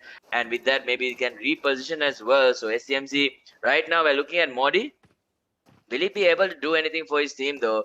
They've been quiet quite a bit. I mean, they've done okay in terms of placements for the moment, but you know, at this point when you're running out of games, you want to be able to get as many points as you possibly can. So I think they won't be too happy with how they did in the first few games. So this one, they're going to go big here. So once again, it's going to be Deadshot with the Mini 14. It's going to be super important, especially in a map like Miramar. You want to have those DMRs, you want to have those sniper rifles for sure. And with that, Modi might get a brilliant nade here. So all he needs to do is kind of cook it perfectly and throw it with the perfect timing. But actually, I don't think he can cook it for more than even 1.5 seconds, because by the time it lands on the other side, we'll probably see the nade basically go up in flames before it even reaches that area. But anyway, with that, Deadshot has swapped his Mini 14 for an M24, so it'll be up to him to maybe get some beautiful headshots there to get basically convert into points. But with that, only 3 players on the side of 187 are in the compound. I believe one more is to the right, and with that, Modi is going to expose himself a little bit to get this smoke, the nade in. But Adam is going to be able to kind of just dodge the bullet or dodge the nade there. But we can see Thuli on the far right side. So if they do cross, Thuli can definitely help them with a crossfire and pressure them from that side, because they should have scopes for sure. They had enough and more time to loot up and get exactly what they needed. But with that, so far, it's just going to be a stare down. But with that, we do see DVB going up against the AKATSUKI team. So DVB, once again, they did have a really bad start in Sanhok, because they were very unfortunate. A beautiful clutch coming in from Nabi previously, really putting a dent in the efforts that they had. But with that, let's see whether this game is going to be different for DVB, because we know they have the skill, we know they have the ability. So let's see whether they can execute. And with that, 187, as you can see, Viper, once again, he's just going to make sure that there's no other teams kind of creeping up on them at the moment. So because of that, he's just going to be scouting around a little bit just to be extra sure, because I don't think they can scout out all the movements coming out from the side of SDMC, and they just want to make sure, or double check, triple check, and I think there's nothing wrong with that. But anyway, right now at the moment, Miramar is basically holding things or slowing down things in terms of action to quite the minimum. So, but once the zones get going, we'll probably see a lot more action. And with that, we have come into what seems to be the group favorites, which is the OPEX team, currently sitting very strong on number 1. Obviously, after that last game, getting a full 32-point victory there with the chicken dinner as well. So with that, they're going to start rotating. As you can see, Monkey, you were right. So within 6 games, they have managed to break that 100-point barrier. So they're currently sitting at 102. And if they can secure themselves some great points in this game and the next game as well, they might be looking at a very easy top 3 once this initial group stage is done with. But anyway, at the moment, we can see the only team that got eliminated is going to be the TRQ team. So that's the team that got taken out by the Rangers team. So as we are looking at the rest, so we can see the Rangers team actually moving to Impala. So this time we'll be having a very unique zone, to be honest. So last time we saw it just a little under Los Leones in the previous Miramar map that we saw. But anyway, before we can talk about that, we do see the side of Xtreme Club here. They have lost Hellcat, and we saw how important he was in that initial Erangel map, just basically being able to get that clutch for his team and get them that chicken dinner. So they are one of those teams who have managed to get a chicken dinner. But as you can see, the squadron team not giving them any room to breathe, looking to converge on them, try to get these kills. So Nate's going in quite early. I don't think they have any idea. Actually, one Nate does connect, and Illusion does get a knock onto Hellcat once again. So now with that, Cruz is going to try and help him cruise his teammate into some safe location here. But the rest, as you can see, I think there is Tharu on the high ground as well as Tadashi just hanging back. But meanwhile, the other two players are going to get bombarded with nades here. Almost 3 or 4 at a time, even more nades coming in. Helga not even going to be revived at the moment. I don't think he gets a chance. He gets finished off by Punisher. They should know that Cruz is in the area because of the smoke. So are they going to rush in once again in first person just to give them that little bit of an advantage, just to be able to see through the smoke a little bit better, even though they did nerf it, but there is still a possible way where you can kind of use that to your advantage. But with that, Tadashi currently putting a lot of pressure onto Blank, but luckily Blank not going down, so it would have been really bad if he did. But with that, we can see Punisher making his movement forward to try and assist Blank here in this kill on Tadashi. I believe they still have one more player left alive on the side of team number 25. So let's see with Tadashi once again. Beautiful nade, getting a lot of pressure. Another nade coming in. Punisher might actually go down. He takes so much damage. Tadashi, are you kidding me? Blank goes down. They need to try and revive him now. And with that Punisher, they need to hit the brakes. And if they can get the conversion, but they can't. And with that, Tadashi, beautiful fight coming out from him. Some really great nades, but in the end, he does get taken out by the side of Squadrons. And Squadrons is going to be very happy with those 4 kills. And now we once again will be coming to the side of team number 21, the SMG team right now, still in basically a stare down battle between 187 and 187. We know they don't want to move away too far because they want to be able to third party other teams, but right now sitting on the low ground, I don't think they'll get too much of that opportunity. But with that Deadshot finding that initial connect onto the side of Equinox, so one player does go down, he has to eat the bullet right in the head, but luckily he does have one of his teammates there. So Nabi, I think, is the player who went down. He's going to get revived as well. So with that, we'll be moving on to Eddie, so on team TM7. So looking for a big game coming out from them here, looking towards the side of team number 16. They have managed to knock Atom, but I don't think the rest of the team is going to be coming up this hill unless the zone forces them to. So zone, as you can see, stuck at 1 second, so it'll be closing very, very soon. And with that, the rest of the side of team number 16 CB, I think they do manage to, so they do manage to revive one. And looks like they will be able to recover and reset. But with that, Prince is peeking. Eddie did have the scope on him, but with that, team number 19 is making the rotation in, as you can see. So it's going to be Akatsuki Intensity, still left alive here, getting pressured once again by Eddie this time, but no bullets really connecting. So you can see that Cold Black's team is currently right in the middle of the zone along with TM7. So with that, Akatsuki Intensity is the only player left alive in his team. So team number 21 and team number 10 currently their usual stare down. Team number 15 is in the vicinity. I believe team number 8 might be rotating as well. And now OPEX rotating in. Is this where the bloodshed starts, or is OPEX going to take their sweet time? So even the ISSL team currently holding down a pretty good compound, as you can see, but they don't have the high ground. They are on the low ground, so it's going to be interesting. But TM7 need to be very, very careful, as you can see. But Eddie once again trying to pressure Shimi as well as Roma right there, but they're going to get in the buggy. They're going to start rotating almost immediately. So they know all they need to do is reposition, because they don't want to deal with the damage and the pressure coming in from the side of team number 11, which is the TM7 team. So once again, looking in the direction where they know that there are players. So looking at teams, so 187 Esports, they've lost 1 player. Equinox has lost 1 player.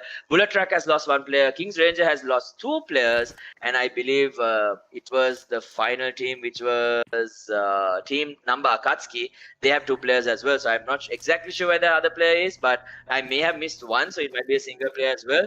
But anyway, yeah, Imad is very far away. It's the confirmation that we've got. So that means basically Akatsuki do have 2 members left alive. So with that, Hunter once again just rotating in. OPEX, they have 1 kill under their belt. We know they get started. Basically, the engine gets started up basically once the next few zones start closing. So let's see whether things work out as smoothly as they did in Sanhok. And with that, Mars right in the open here, the buggy got stuck for some reason, and Hunter did manage to get a few shots and get a little bit of decent damage there, but not being able to get the knock. So once again, going for this very long range nade, and I think it'll probably go off even before landing. So I don't think he's going to be able to convert. But with that TM7, they do get knocked. So I do believe it was 1 player from the OPEX side who was able to get that knock. But now right now they're looking at team number 17 as well. So looking for any opportunity to get knocks and kills and secure kills and points as well. But with that, will be coming to OPEX Toxin. He has the SLR. definitely can do a lot, but he's going to switch to the M4 and back to the SLR. So the NRC team is the team that is over yonder on the hill, as you can see. So Hazan as well as Amare are the two that have rotated that way. So the rest of the two players from NRC will be splitting up. So as you can see, Pablo was close by and Susi is even closer to Toxin. So if he gives away his position, we might see Susi actually take him out. But anyway, once again, we're coming into Viper here. Viper needs to cover angles for his teammate for sure, or even look to third party and maybe get a few knocks at this point, because the rest of the teams need to start rotating. And as you can see, 187, they lose another player, and Viper should be the only player left alive at the moment. So looks like he won't be able to get the revive. So Fool is going to secure that kill, and with that, now Viper might run into the side of KINGxRANGERS, and KINGxRANGERS, as we know, have 4 points already, so they might be able to pressure Viper here, and if they do, they get a free kill. But I don't think they have any idea that Viper is the sole survivor for his team. He does have a mode of transportation to get out of this sticky situation that he's put himself in, but he has 40 seconds to work with. So how is he going to do this? How is he going to execute it? He needs to go quite out in the open, but with that ISL team right now putting a lot of pressure onto DVB, a nade coming in towards Mamata as well. Mamata tanking the nade, but he's cooked the nade on the other side, and let's see whether he's going to be able to knock down Vendetta. So once again, another molly coming in as well. I think they saw Mozart right there on the hill. He can't come out in the open like this, so if he misses the timing by a second, he's going to get punished by Mozart. And for some reason we can't see the smoke that was right in front of the door, but once again Mozart peeking, pressuring, and he's going to be able to get the knock onto Jimmy, slowing down the pace coming in from us once again. But will they actually try to converge? They are, and we do see Pamata all the way in the back, just being able to tag Mozart quite a bit. But with that, he's going to start moving to try and get the revive. But as you can see, Vendetta looking for the skills, looking for those points, but IS holding strong at the moment, waiting for the side of team number 18 to move into them, rather than ISL coming out and trying to force the fight against the side of DVB. But once again, they do have height, so they might be able to get the rotations, I mean the revives right there. And now the MaFiA team stuck in zone, and with that the KTM team or the Squadron team right now in a good position to kind of pick them off here. Ashfaq out in the open, gets immediately down there, and so does Danush. So that's 2 free knocks already coming for the side of Squadron, so they're going to be very happy with that. And once again, we're going to be taking a look at Nano. So we can see Iconic has actually gone down. They're stuck in the zone. ISL is in the zone, so Nano needs to try and throw himself into this situation, but Mamata has the high ground, as you can see.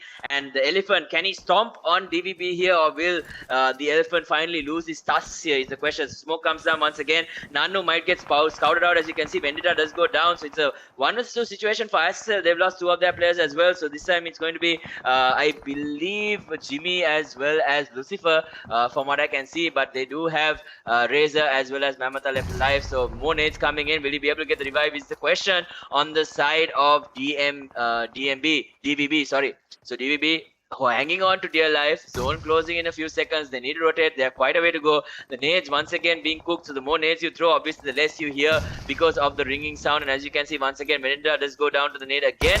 And with that, Razor looking for this final kill. Gets one. He runs into the next player, but they're going to start spinning around like little ballerinas. But in the end, Razor still not finding the kill. He might actually get taken down. No, he does get the kill onto the final player on DMB. But with that, I think it was another team that had third party them. And now team number 17, NRC, crashing into the zone here, trying to get a secure spot, and they are going to. And with that, basically Hunter helping them out right there, just basically destroying the vehicle there, creating that cover for them.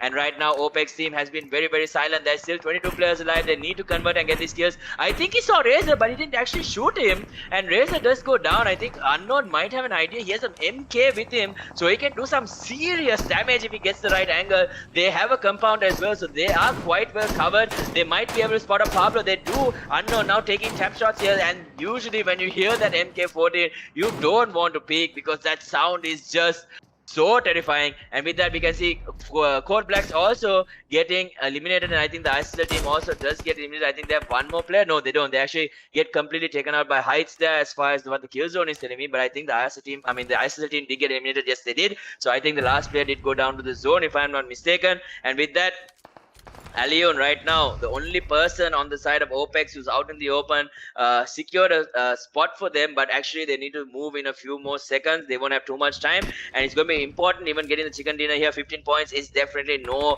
laughing matter. So even the NRC team right now might get third party from different areas, but TM7 coming up big, as you can see. So overall 10 kills right now, and this is the game I think Monkey was waiting for. So Eddie is going to maybe have a chance to redeem himself. Let's see. So right now he has 2 kills under his belt. He has the Scarlet. Very interesting choice of weapons. I think he was just stuck with this for the longest time. He did see Hassan's feet, but he's not deciding to shoot as of yet. Basically, he's trying to hold his position and not give it away to anyone else and not try to get third party. But Hassan, once again, getting shot through the cracks here. They don't have the best cover to work with, and as you can see, Heights as well just holding back a little bit. And now the OPEX team is going to start rotating to the right. They did manage to get in the zone. They got their vehicles in. They're going to start shooting it down. Unknown taking a lot of damage, but in the end, they create cover for themselves. So Heights, once again, as you can see, ready with the nade. Is it going to be good enough to connect? It looks good, and it does take one player down from OPEX. He's going to be super happy with that. And now the Kara, once again, needs to move in, has 1 kill to his name, pressuring the NRC team, as you can see, and TM7 might be the team that takes chicken dinner here, looking at how things are going. So even OPEX, they've lost Unknown as usual. I'm sorry about it, but Unknown, but it has happened. But I think this is the longest he has survived so far in the matches that we played today. But he should be able to get picked up. Orpheus goes down as well, so they might need to pick him up just to make sure that they have that numbers advantage. And yes, exactly, that is exactly what's happening. Heights is going to be able to pick up Orpheus, right, as you can see. And once again, Allion is going to be the deciding factor, but no, NRC says no. He's going to be able to basically get that knock right there. OPEX Hunter has gone down, and with that, Allion and Unknown are both currently sitting on their stomachs. And with that, we'll be taking a look at TM7 right now. So looks like them. It's going to be team number 11, team number 13, which is going to be KINGxRANGERS, and they're actually going to get eliminated almost immediately. And now Eddie in a very good spot, 3 kills there. So it's a 4-on-3 situation. It's actually a 4-on-2 situation. Heights gets another kill, so they should know that there are 2 knocks here. So now they know it's a 4 versus 1 situation. TM7 finally showing up to the party, and it's only going to be Toxin left in the zone, and he's going to decide to die in the zone also, just to not give away another point to the side of TM7. But there you have it, winner chicken dinner, ladies and gentlemen. And I think there is someone who's going to be quite happy here, so let's quickly go to him and see what his thoughts were in that end game. So what a performance coming in from TM7. I mean, until the last minute, I did not expect that Eddie could have done it, but he finally did it, got the chicken dinner. I mean, I would say that's because, you know, he had the zone, so this doesn't count, I think. Let's see in the next match, I would say. But good try, Eddie, definitely good try. And what a performance coming in from Height. 7 massive kills coming in. They had the high kill chicken dinner. Maybe this is the turning game for them. So we will see how they will be pushing into the tables. But nevertheless, RGC OPEX, I totally don't get these guys. At Sanhok, in the Sanhok match, they were totally aggressive. In this, they were totally passive. I don't know what are they trying. I think they're just trying to see how well they can adapt and how well they can play against these teams. So I think with just 3 kills, RGC OPEX was able to get 2nd place. So I think that's more than enough points, I think, for them for now, because they are still sitting in that 100 mark. So they don't have anything to worry about. Just sit there comfortably, get some more placement points, and go into the grand finals. But let's see. And with that, we have Kings with some really good performance. And as I told, those early kills made them really top their game. But they only have those early game kills, those 4 kills, which came during their hot drop, was the only kills that they were able to get. So Kings with just 4 kills in 3rd place. So that was one hell of a game by E2S TM7, and congratulations, Eddie. You finally did it, finally got 1 chicken dinner. But let's see in the next match, in the coming matches, whether you will be able to get it. I mean, getting a chicken dinner is not that hard, Eddie. Coming in the top 3 in the table, now that's something, that's some achievement. So see you in the top 3, maybe not.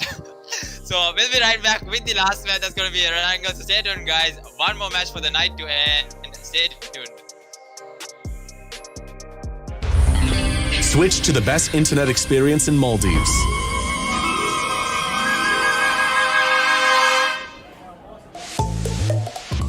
Because it's not fun when your internet's slow. Have less buffering, more fun.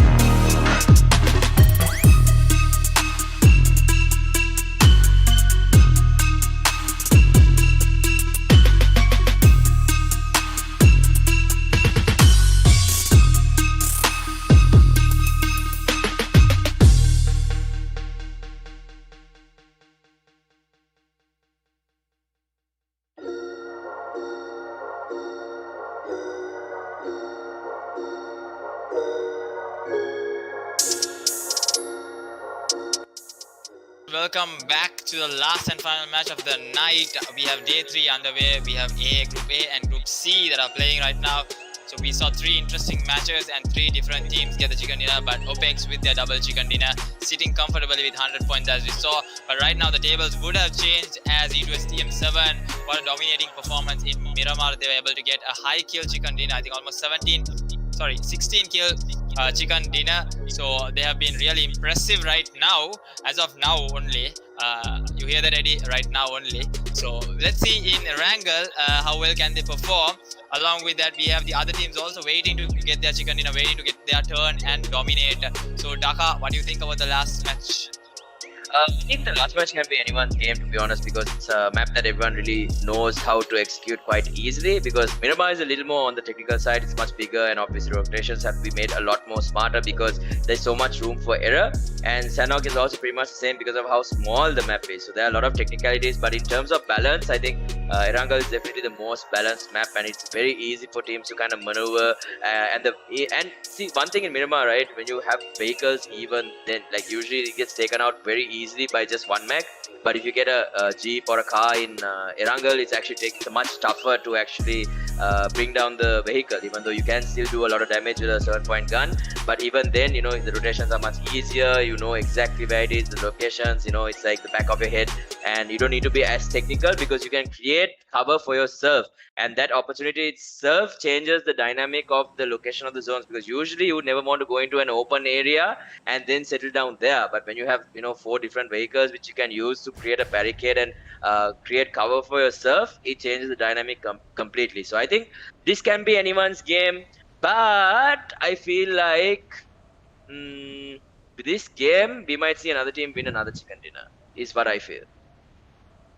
So I think we might see a team winning. Yeah, right now what I feel is I think TM7 might actually get another chicken dinner because he wants to shut my face out. I hope that doesn't happen. So anyone whoever knocks TM7, I think y'all should kill them and take them down. Thank you so much. Especially if it's Eddie, right? Yep, especially Eddie. If you knock him, just kill him out. Anyways, with that being said, I think we'll be seeing a really interesting game. So we have still a new team, yes, to get a chicken dinner. So we are still having a lack of performance coming in from a lot of top teams. I think a lot of Sri Lanka teams also still struggling in that momentum. I think right now we could say Maldives teams has gotten the most number of chicken dinners in terms of teams. The Sri Lankans, I think only 2 teams right now has got a chicken dinner. I think ISSL and Xtreme Club only, if I'm not wrong. I think that's the only 2 teams that got 2 chicken dinners, and the rest of the chicken dinners were followed by the Maldivian team. So let's see. And the zone, finally we get the military base zone, Dhaka.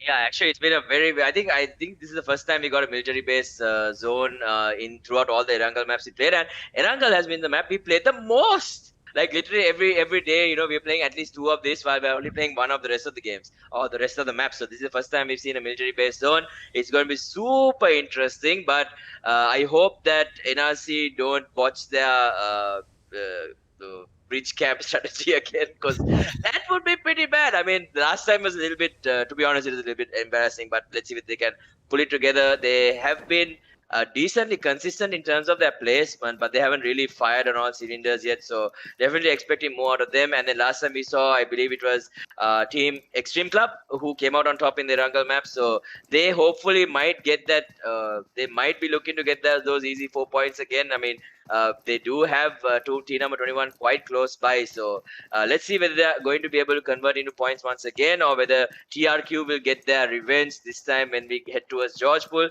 We do have 2 teams in the Georgepul city area, and then we have 1 team in Georgepul and another team in the Georgepul residency area towards the hospital. So interestingly enough, no teams in Pochinki. I think this is very rare. I'm not sure this is very rare, but have you seen it before? I mean, no, but I think it's like, you know, Pochinki is already a drop location for a particular team. So we saw yesterday the rivalry teams, Mount Olympus and SDZ Esports. So while those two teams are already fighting it out for Pochinki, these guys might be like, y'all itself fight it out. We have so many other places in the map, so we have our own drop locations, and with that you can see TM7, their usual drop location being farm, getting those vehicles and coming. I think this flight path have made a lot of teams to get that vehicles and rotate, and we saw the first knock coming in from TM7 Renown to secure that kill on towards Akatsuki Heril, I think. Yep, so Akatsuki losing that player, and with that we can see how the rest of these teams are going to perform with the military base zone. So I think for now TM7 is safe to say that they are in farm, so they'll be looting it out at the moment. I hope Eddie doesn't start complaining that he didn't have enough loot. So work with what you have is, I would say. Yeah, I mean, once you get to the pro level anyway, I think most players do, and I don't think like even Eddie, I think to a certain extent can definitely manage at his level, so it will be a little bit nicer to him. But anyway, with that, it's going to be interesting to see how teams are going to be able to rotate into military base, obviously, because you don't want to be using boats, you don't want to be swimming, but sometimes you got to do what you got to do. But with that, we do see the side of Equinox rotating past Eddie's team as we speak, so Team 7, and they actually might run into one of their players here. So Kara is on his own, and Takuru is running that way at the moment. I mean, he's driving that way at least. I think he might get shot on at least a little bit, but he does see a jeep, so he might switch out his buggy for that. No, he does not. So it looks like their goal is going to be to get to the side of basically get across this bridge as soon as possible. Be the first team that crosses the bridge, be the first team to go and situate yourself in that military base zone, since you know it's coming. But it would be very interesting if we close towards military base and then hard shifted. So that would be very interesting to see whether it actually happens or not, because then this entire rotation coming out from Equinox might actually put them in a lot of trouble. But looks like already they're going to be setting up for this the bridge setup. So we might be seeing some what we usually call monkeys on top of the bridge. So no, not you, monkey, don't worry. We're talking about the monkeys that climb the bridge on the way to military base, obviously. So very annoying and very difficult to deal with, but very easily third partiable. So even if you do get there first and you set up, there is definitely the chance of another team coming out from a different area and then just shooting you while you're looking in a completely different section. So with that, they will be looks like Takuru might be going towards the observatory on the high ground here to loot up. Not really sure whether he wants. I think he might have a feeling that there might be a team in Nova by now, but looking at the zone, not really. So once again, they're just going to be making their rotations, trying to loot up as much as they can. They don't even have medkits. They've used up some of their bandages as well, and finally gets a secondary gun, which is going to be the shotgun. So they're going to be interesting once again. And with that, we are going to be taking a look at the bullet track team. So Kara just jumping down here might get spotted out. Scout needs to be careful. I think he has an idea that Kara was in the area, and some risky business driving right there coming in from Scout. And I do believe that we did see the Equinox team here previously. So Scout might get caught out sometimes, and we might see Equinox getting a few kills on the board. So let's see whether they're able to do it or not. Right now, not too much information to work with. So Scout immediately just running in. I don't know exactly where the rest of his team is. So he's actually quite early in terms of him scouting in this location. So the fact that he's the scout and also his name is Scout is very funny. But with that, Kara finally taking some fire here, and he's going to be on the Akatsuki team. So the Akatsuki team, they immediately going to have to pull over and try to deal with the situation. So he did have the DP there, but not really connecting in terms of the shots. He probably would have loved to have been able to take down at least one of these players from Akatsuki, but unfortunately not being able to, and he's going to start continuing to loot up. And with that, now the side of Akatsuki running into the side of Bullet Track, and we did see Scout really running through, and now nades being thrown Nemo's way. So hopefully he doesn't get captured again and put in an aquarium, and that's definitely not what you want. And with that, he has an opportunity to get a knock here, but he misses his shots, and with that, he does get taken down. So intensity this time, just making the plays for his team, not getting taken out very early. So as you can see, the slightest mistakes that cost your team so much, and just losing Nemo right here once again. So his dad's not going to be too happy about that, but with that, he gets eliminated. He's going to have to go back and chill in the lobby waiting for the rest of his team. And now it's going to be up to Error as well as Oxy to try and put a stop to the momentum coming in from the side of Akatsuki. So definitely, hopefully they can get some kills here. They can maybe get some points and maybe start converting their gameplay, because so far they've been having a really bad day 3. So if they can do something here, they can definitely feel a lot better, at least while they're going to get prepared for the upcoming games that they have. But anyway, with that, Mano, once again, taking a look here. Not exactly sure what happened to Oxy. Oxy suddenly disappeared, so I'm not sure whether he got killed off. But right now, the BT team in a lot of trouble, so he's going to drop down all the way on the other side. And with that, we did see another team actually roll into the gas station. And with that, they're going to have to start picking up intensity once again. They do lose Heril, as you can see. So I think it is team number 15 or team number 13 that had basically come their way and really put some pressure on them. So it's team number 13, once again, KINGxRANGERS. They've been actually picking up their performance quite a bit from that Sanhok game. So even in the Miramar game, they actually did quite well to actually end up in 3rd place. So once again, you can see the rest of team number 11 just wanting to pressure. Everyone's focus is on the side of AKATSUKI, and I don't think they'll be too happy about that. But end of the day, that's just how the ball rolls. And with that, we can see the KINGxRANGERS now looking to get on into this board. But with that, I do believe we have some of the standings. If you'd like to take us through it, Monkey. With that, we can see the standings right now. As of now, 50 kills already for RGC OPEX. That's going to be a really massive amount of points coming from the kills itself. With 117 total points, they are still sitting pretty. And with that, we saw E2S TM7 boosting themselves all the way to 4th position. And with that, we can see ISSL going in with their rotations, trying to get into military base. And this is the fastest that I have seen teams dropping. And even with shotguns, they're starting rotating into military base. I mean, I have not seen this usually. This is the first time I'm seeing. All of these teams, they know that it's military base, so they are going in with a rush. And I think you did not notice, I think we all did not notice. I think RGC OPEX, if you pay attention to them, you will be surprised by where they are right now. Their drop location being Quarry. Maybe we can have a look at RGC OPEX right now as to where they are sitting at the moment, which literally surprised me, but they took the boat rotation. They took the boat rotation, and they are already inside military base. So I think TRQ on this end, looking at that end and this end, look at OPEX already sitting pretty in military base, and NRC, I think this should be their game. But let's see how well can they hold in military base. With that, we can see the far side, the Nova Bridge being the most crowded side, and the other side totally free at the moment. Just TRQ and SDMZ is going to be on that end. And we have the 16 teams still alive, just 4 players falling short.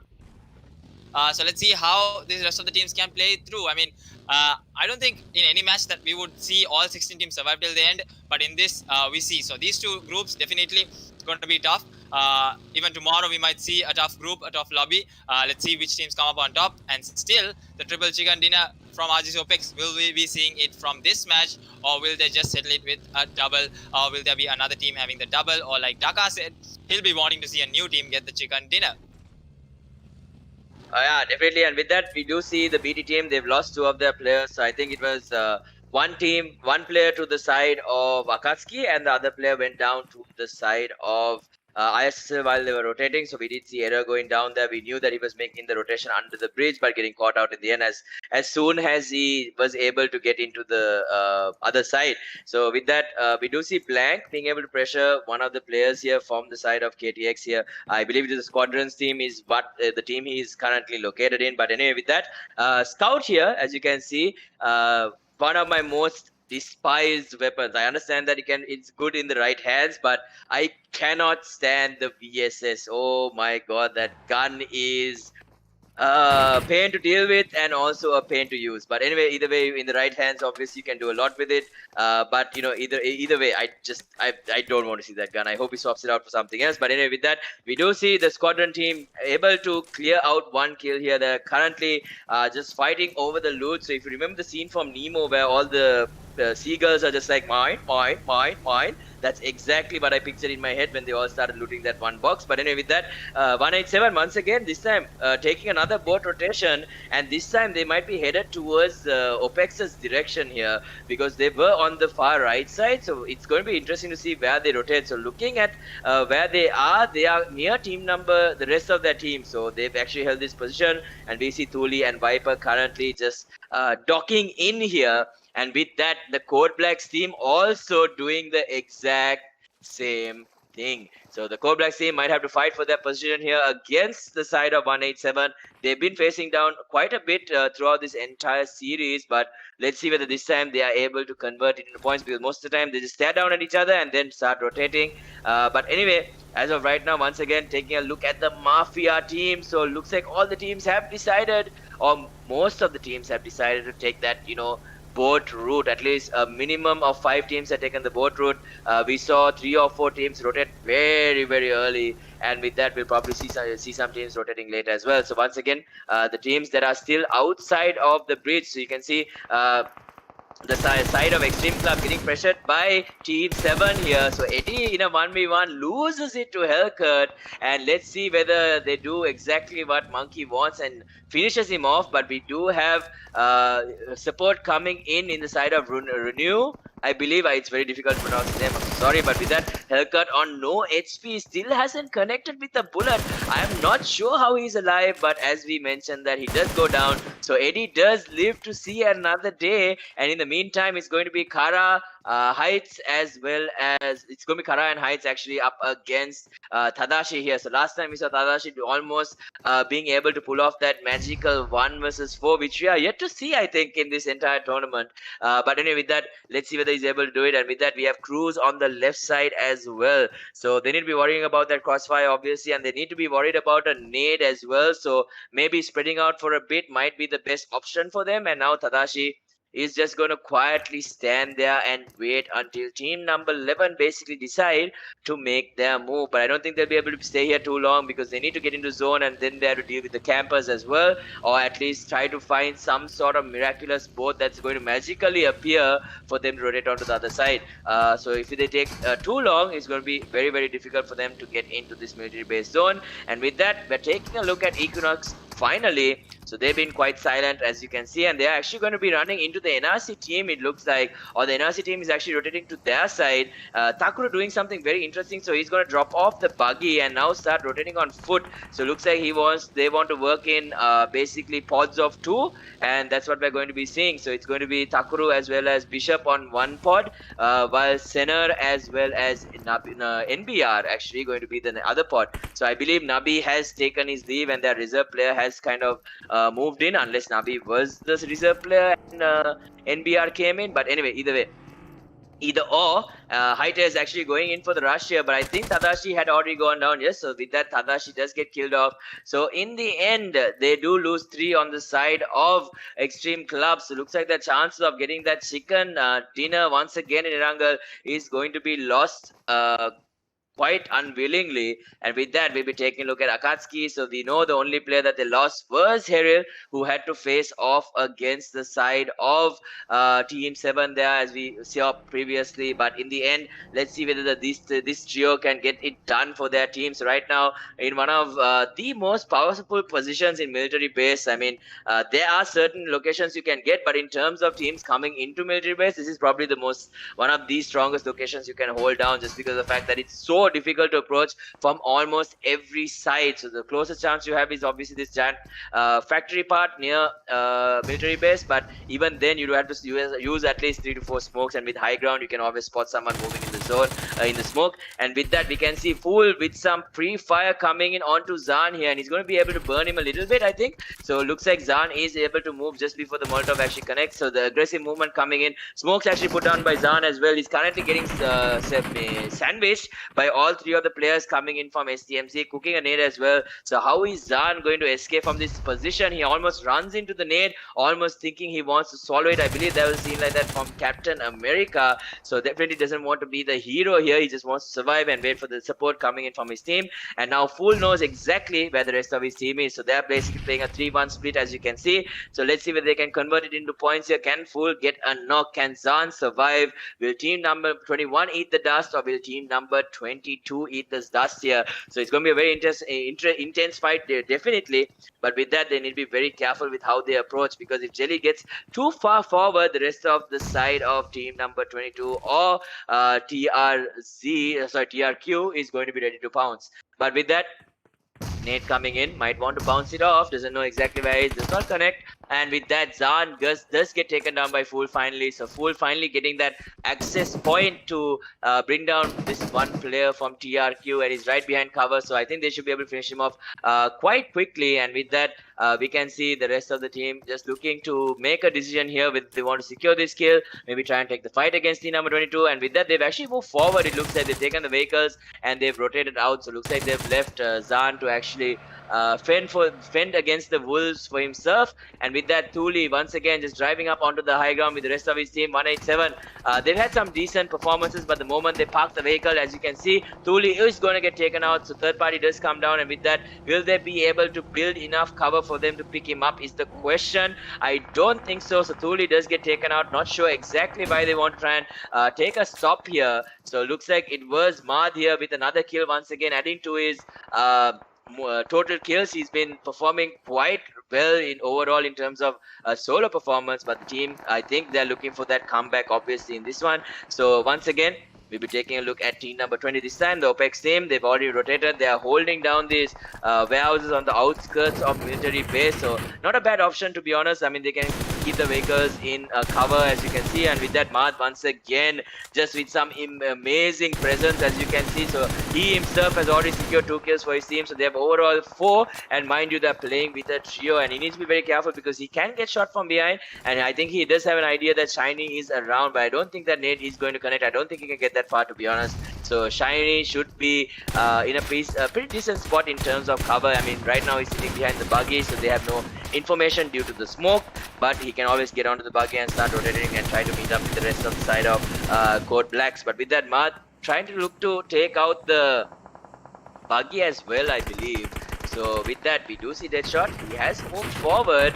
So SDMC looking to get quite aggressive, and with that, the MaFiA team within a blink of an eye gets almost cleared out. So they lose 3 players almost immediately. They only have 1 more player left alive all the way on the far right corner of where Fool was looking. So looking at the team statuses, you can see, so from AKATSUKI onwards, all the other teams have lost at least 1 player. We can see MaFiA Game, TRQ as well as Xtreme Club are the 3 teams that have lost 3 players each. And with that, is SDMC going to decide to drop onto the side of OPEX here? We know that the duo of OPEX is under them right now. If they drop, we might see OPEX being able to get some kills, but it seems to me like OPEX has kind of tamed themselves down a little bit. I mean, they're not playing as aggressively as we saw in the previous matches. So wonder exactly what's going on in their camp. But right now they're just playing it very safe, trying to basically rack up as many points as they possibly can. And with that, Vendetta once again with the knock here onto the Equinox team. NBR does go down, and with that, once again Vendetta throwing a nade onto Takuru. Will it connect though? He's getting third parties from a completely different angle. He does get Takuru to, though. He's not getting distracted whatsoever. And did he lose his kills or did he get them secured? I think they got it secured. So that's going to be 2 kills going the way of that team. But with that, the OPEX team right now in a 1v1 fight against Deadshot, and immediately the nade Hunter is going to have to eat that nade.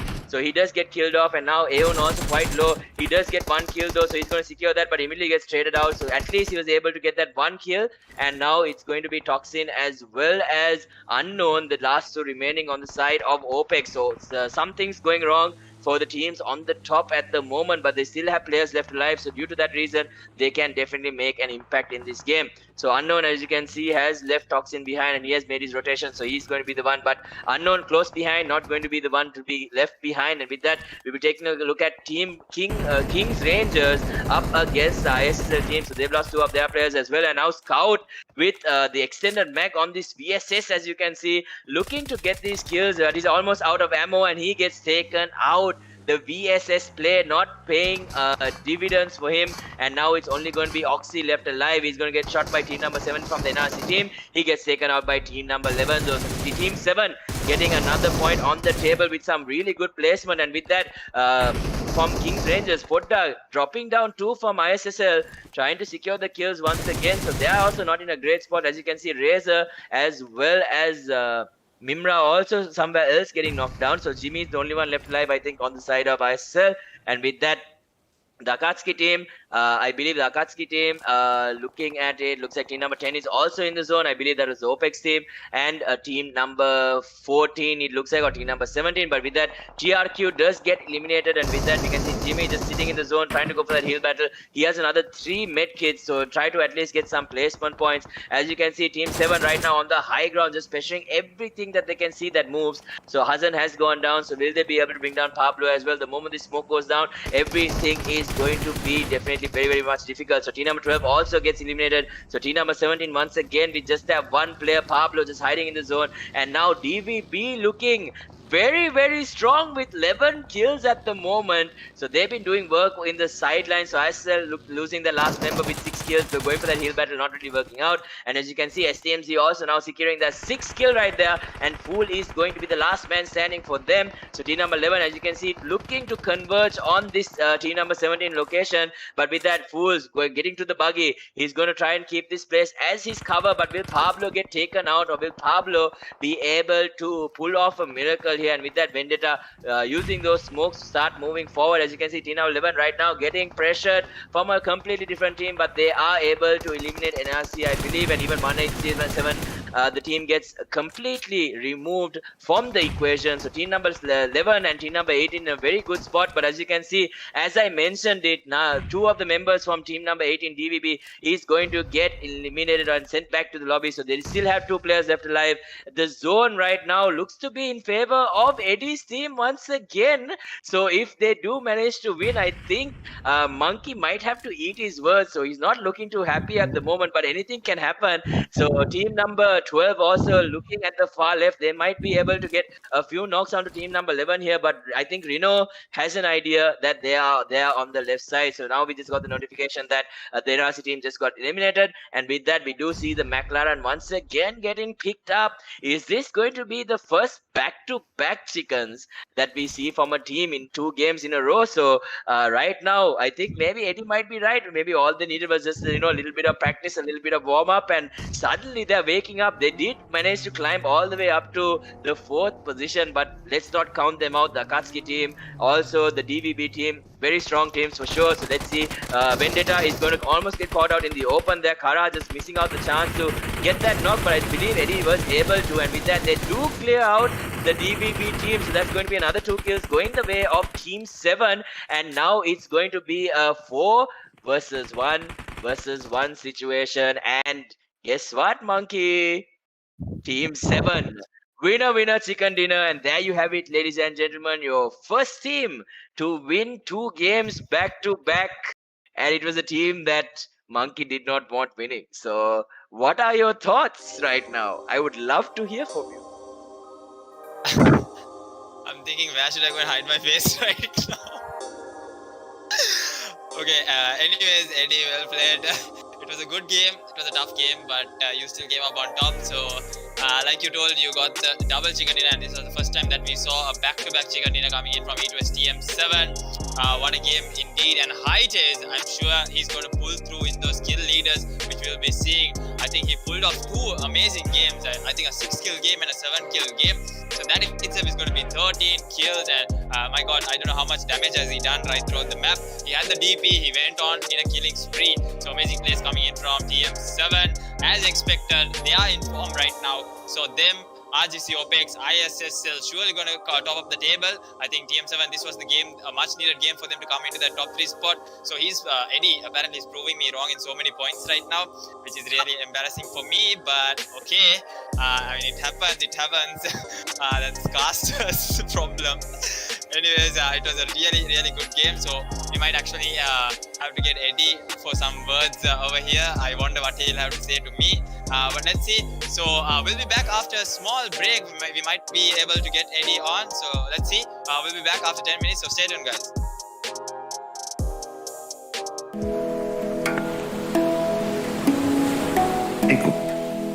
එකකා එකු අනිකකු බදයිකමා එකු ආයිලා එකු හිංගමජවු එබ්බෑවන්තකමා එකු ජුවානු නායකු උම්මීද අයිල්මා එකු හුනරා එකු හිව්වරු Esina eku bidesin. Gadara ihtirama eku.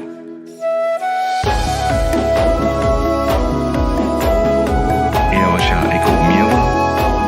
Ikoiki guligin. Ekuerikama. Alaluma. Adi ogaterikama eku. Ikani nuis. Eku nue nuis. Ikoiki emmena eku uridu.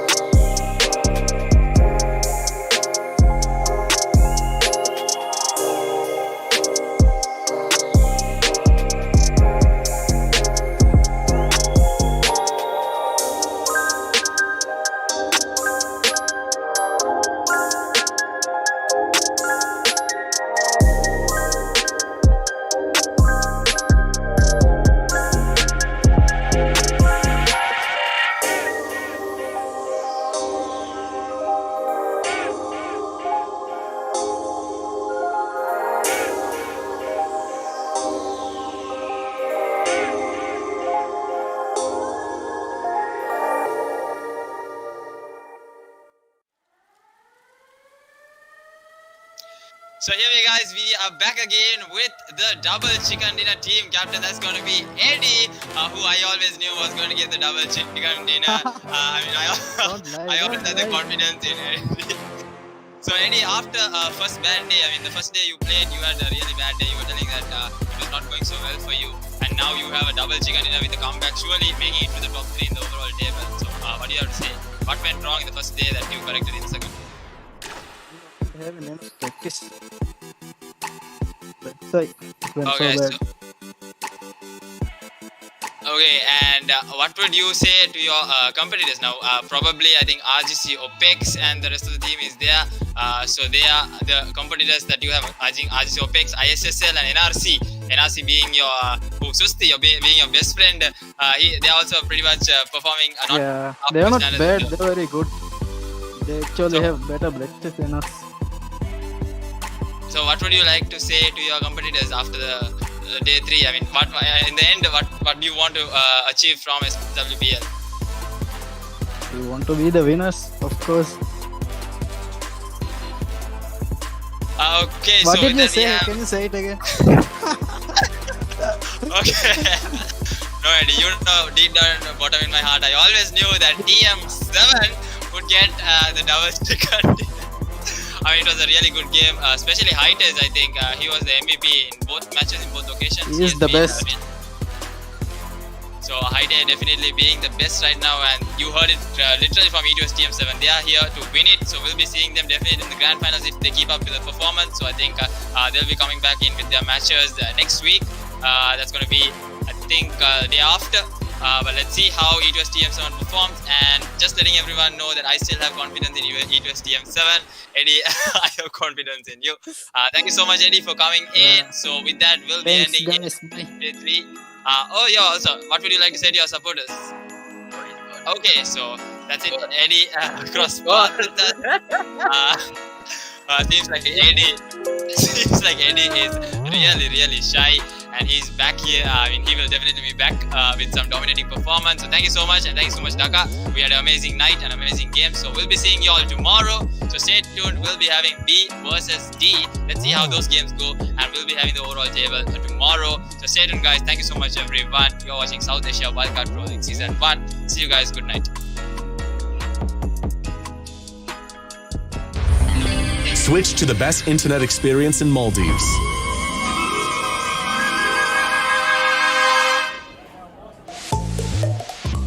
Because it's not fun when your internet's slow. Have less